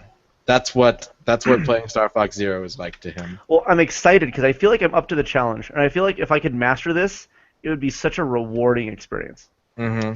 So we'll see, but you know, time will be the only thing that tells. But I'm not worried personally. I think getting the chance to have to master, you know, a brand new game, stepping right in and being immediately super good at it, is something I kind of almost didn't want. You know. Yeah. I want to know the fundamentals, and I'll know the fundamentals, but like the nuances, I'm excited to learn. Nuance. We'll see. New dance. New age ants. Aunt. Ooh. Okay. Well, I'm trying to think of the last game I picked up that I was just shit at that wasn't from like NES. Because most games you pick up nowadays, you can play it. Like, you'll figure it out pretty damn quick. That's fair, yeah. Bionic Commando was a little rough. Sure. No, that game actually... This is one of the games... I'm glad you mentioned that. Mm-hmm. Because, like, the initial playthrough, you don't really master the game until you're sort of towards the end. Second playthrough, it's like you're just swinging around on butter trees because like it's just so. I don't know. It feels good. You've I feel got like you couldn't grapple very well to a butter tree. with the butter grapple you can. They didn't make a butter grapple for that game. They did actually. It's in the DLC. I wish they had Don't lie to DLC me. for that game. There will never be DLC for that game. John, you just have to wait until it's 2034, and Capcom says, "Hey, we released Bionic Commando 2009 on Steam, and people can mod it." That's all I. Okay, hold on. If someone could put the Bionic Commando grapple hook into Marvel vs. Capcom. Gunstar Heroes. no a Grand Theft Auto 5 world, and it could just be us grappling around the city all day long. So you want a Spider-Man game? You want Saints Row? No, Just Cause. Well, so the Just Cause grappling hook is a very different feeling mechanic. Because the Just Cause grappling hooks, does it hurl cars? I don't. I've never played. You mostly grapple onto something, you can pull yourself towards it immediately. I like the swinging and the momentum mechanics. Yeah. And Yeah, that's a bit different. Yeah, I mean, I like Just Cause a lot, but I always wanted just like a big world to like run around in and just swing from things, you know, trees and tops, and like, it's just, that's all I want. If someone could just import the whole map and put... I know I said it as a joke, but the Spider-Man games, the ones that were on the like Xbox and everything, They're a lot of fun. that I loved the swinging mechanic, and I loved the fact that if you like landed in the park, you couldn't swing anymore because there were no buildings near you. Yeah. You could swing from a tree and look like a fucking doof One because of you're my- like half a foot off the Yeah. ground, and you're just like. What I liked about number 2 is that you use L for his like left hand and R for his right hand, and so you'd actually have to like, you could, you know, crawl back and forth with this, swinging from building to building. And one of my favorite things to do would just be to swing to 2 separate buildings and then just let his momentum die, and he just like is standing there in the middle of the sky, just holding on to whatever, and it looks super safe. It's super stupid, but I loved that shit. It was a great game. But I'm gonna go play Bionic Commando. I'm gonna go eat. I'm gonna go eat Bionic Commando. I'm gonna finish working. I'm gonna finish working later. I'm gonna start. But I'm here now. That's where you are. Finish eating. I'm gonna finish eating my work. Okay. John. Yeah. I know. Do you though? Oh yeah, I'm aware. I don't think you've ever known. That sucks for me. Okay. I want to thank you guys for watching. I want to thank both Michaels for watching this. Yep, we did it. You watched the whole thing? Oh, you meant the other 2 Michaels. No. I don't talk to them anymore. I did not watch the whole thing. Did you mean one of us Michaels and then a third unparticipating Michael? No. The Michaels, the craft chain. Oh yeah. Thank you for sponsoring us, Michaels. Yeah, they stream us from their website every Wednesday. They just have a TV up by the cash registers. Just with us. Yeah. Just playing at like 11:30 at night. It's just closed. There's just a monitor in there playing this. Yeah. Thank you guys for watching. Be sure to check us out at www.jaretro.com. Check us out at facebook.com/gamersanonymous and facebook.com/cyberzonepodcast. Be sure also to check our what the hell is that thing called? The GA Retro community page? GA Retro community page. I don't know exactly what the URL is. We also have Instagram at GA Retro. We've got Snapchat, GA Retro. We also have Twitter at GA Retro. And I have the URL for the community page. Oh. It's facebook.com/groups/623468594413477. Perfect. We might need to clean that up a bit. Nah. Also, Gamers Anonymous is hosting a showing of Akira at the Chemo. Yes. When is that happening? May 25th. Just in time for my birthday. 3 months early, I mean. Michael, I believe it's pronounced Akira. I'll cut you. Terrible people. Also, Sonic has a delicious breakfast toaster with sausage, egg, and cheese.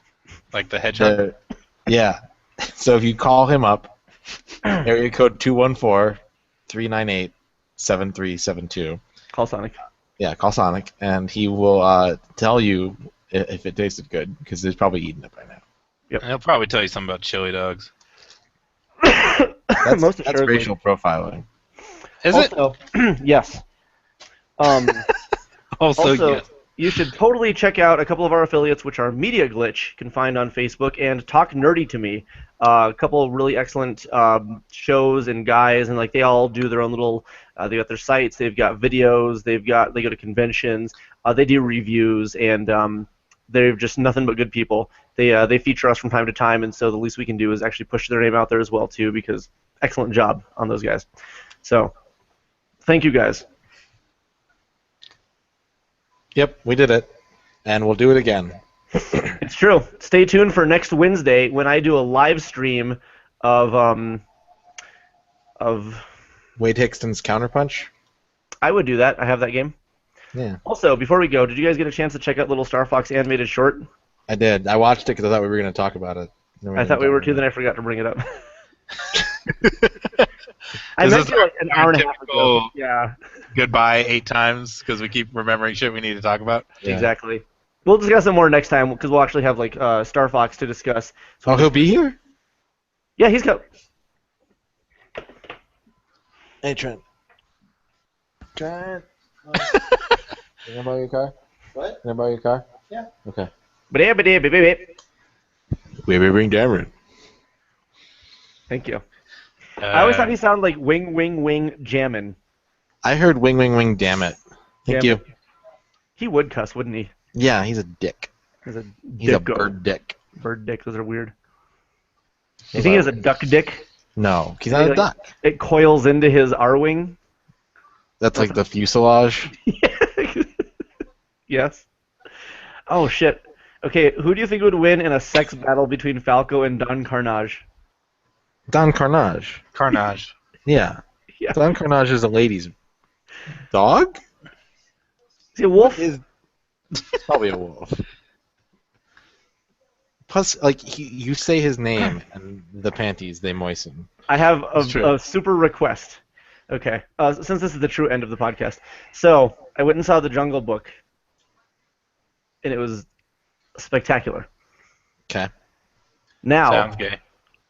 Now, if they make a Tailspin spin-off series based on the CG version of the new Jungle Book, where it's like hyper-realistic, you know, Baloo and Kit Cloud Kicker and Don Carnage. That would be a very expensive series. Yes, it will be. Don't get all excited. I'm very excited because I'm thinking about Rebecca and her weird little like comb back like. She's gross. She reminds me of like a 90s mom. She is gross. Not a fan. Glad we're in agreement. Michael. Yeah. The conclusion of the night is Rebecca from Tailspin is gross.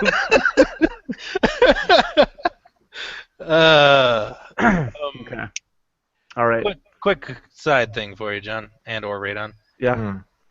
I have this wall of Game Boy Advance games here, Mm-hmm. Yeah. and it sounds like you guys don't know much about a lot of them. Yeah. So I want to pick one each week that I'll just play around with and give you guys like a little review when I come back. Okay. So my picks right now, and we'll see if you've heard of them or played them. I mean, Okay. there's the X versus Cypher game or Sever. Played it. Maybe. Yeah. Radon's reaction is already perfect because Ugh. he's played it too. I mean, we've both played it, but I really want you to play it. Yeah, I also. All right, that's going on the list. Okay. There's Duel Masters, which I've never played. That's like a card game. Card game, thingy. right? A Yeah. Yu-Gi-Oh without Yu-Gi-Ohs. Yeah. Should I bother with any of the Disney stuff like Sweet Life? I never played those, like the shows. I've played Disney Princesses. There's like Rugrats All Grown Up and all those things. I might be getting That So Raven 2 for the Game Boy Advance next week, so That's a weird potential. I'm currently the high bidder. Okay, I see. Oh. I might be getting it. And then there's the Master of the Universe game for the Game Boy Advance. I feel like that's going to be the one you're going to want to play. I've never played it, but it seems like the most Michael choice. I'll try out X vs. Cypher just so We can all be on the same page. Yeah, we can know. And then there's the Kim Possible game. I'll try that. And Ultimate Muscle. Ultimate Muscle's pretty cool. Yeah. Because, again, we have this wall of Game Boy Advance games. It seems like a shame not to highlight any of them. It's fair. All right. Masters of the Universe it is, followed by a brief X versus Cyber. Okay. I tried to find like a random Game Boy Advance game generator, Mm-hmm. and I just found a video game title generator, which you can sort by system. But when I loaded the page, the thing that came up was Bugs Bunny, Crazy Castle, Wolfenstein, Toadstool Tour 2K6. Wow. It sounds like box art projects. When I clicked Game Boy Advance, I got Buffy the Phoenix. Okay. There's We the should, Sum of All Fears Hmm. for the Game Boy Advance. That one's really good. What'd you get? Top Gear All Japan GT Advance, Shark Tale / Skipbo. Ultra combo. That's Okay. great. I love it. All right. Is there anything else you guys have to say before we end our lives tonight? Go go just to that I- Gamers Anonymous and buy shit. Yeah, I wish I could yell Ultra properly to like end the podcast on, but my voice doesn't do that. It's Oh, fair. you know what you never did, John? What's that? You never gave away Dark Souls. It's time. Who wants a copy of Dark Souls? We have 3 people watching, and one of them is probably the girl that I'm seeing. Which I don't So think she yourself. cares. Wow. I'm just gonna click on titles until you give it away. Okay. Here's the code. If you want, it says we have 1 viewer left. Jurassic Park 2, Skiing and Obelix. Okay. We'll see if anybody's watching this. All right. Here's the code. You guys ready? We keep saying goodbye.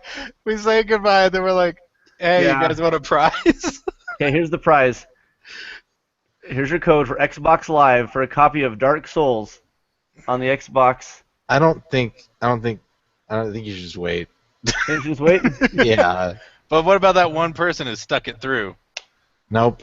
Should they Nobody not left- Nobody Should left they- a comment. If Yeah. anybody wants this code, leave me a comment right now, Yeah. or in our questions thing, or like send me a text or something. So someone just has this on in the background. Probably. John. Like, I feel like we should reward the person who knows us well enough to know that the first goodbye is never the actual goodbye. That's true. Where's my screen share at? What's Beyblade? It's like you spin tops at each other. I was gonna So put it's that as super the main Jewish? screen. Okay.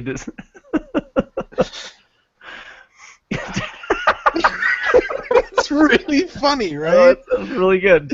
What is it? It keeps moving. Disney's Ambition. Okay, this is a good idea. Great Waldo Search for the Mayan Adventure.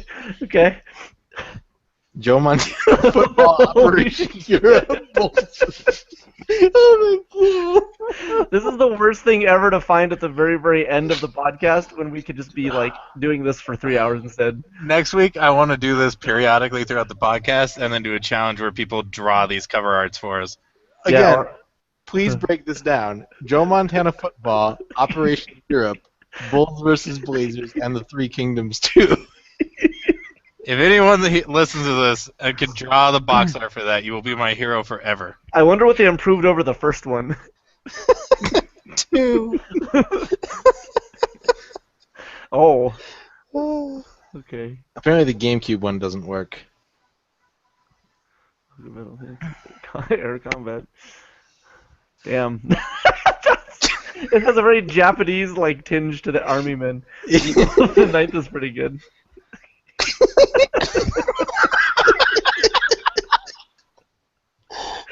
God damn. Okay. Okay. Oh, so Peter is watching. Peter. Well, I'll give away the code. I don't know. If you're interested in this code.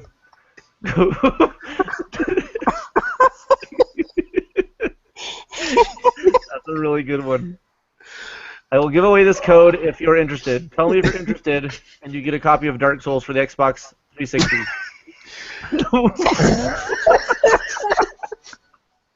I'm so mad.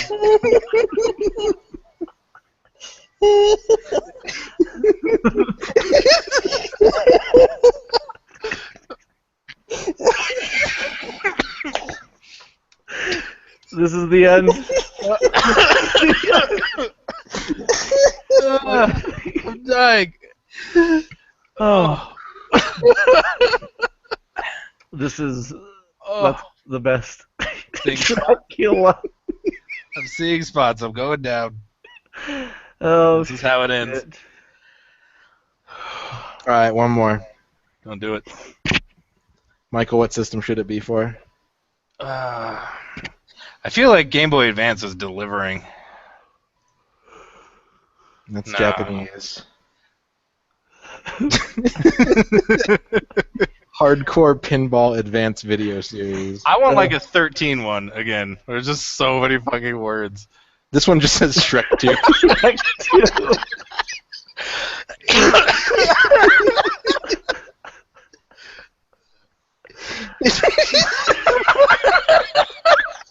All right, this thing wins.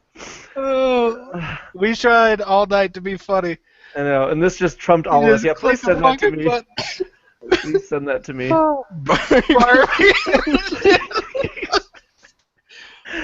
Because you know there's a section where she's got to get dressed and get ready to go meet the temple. Good night to all of you. I love you. I'm watching you send this to me. Oh, my guts hurt. Okay. Dr. Mario. I could keep doing this all night. This is dangerous. For me.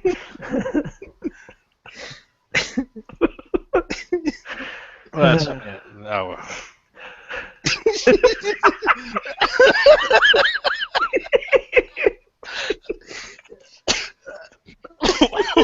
What should we name this game? Wait, man, Splinter Cell game. Yeah, Mike. Splinter Cell.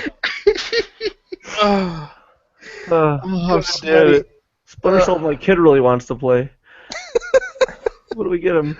Just have soldiers looking for like bombs and stuff and hidden pictures. Yeah. Okay.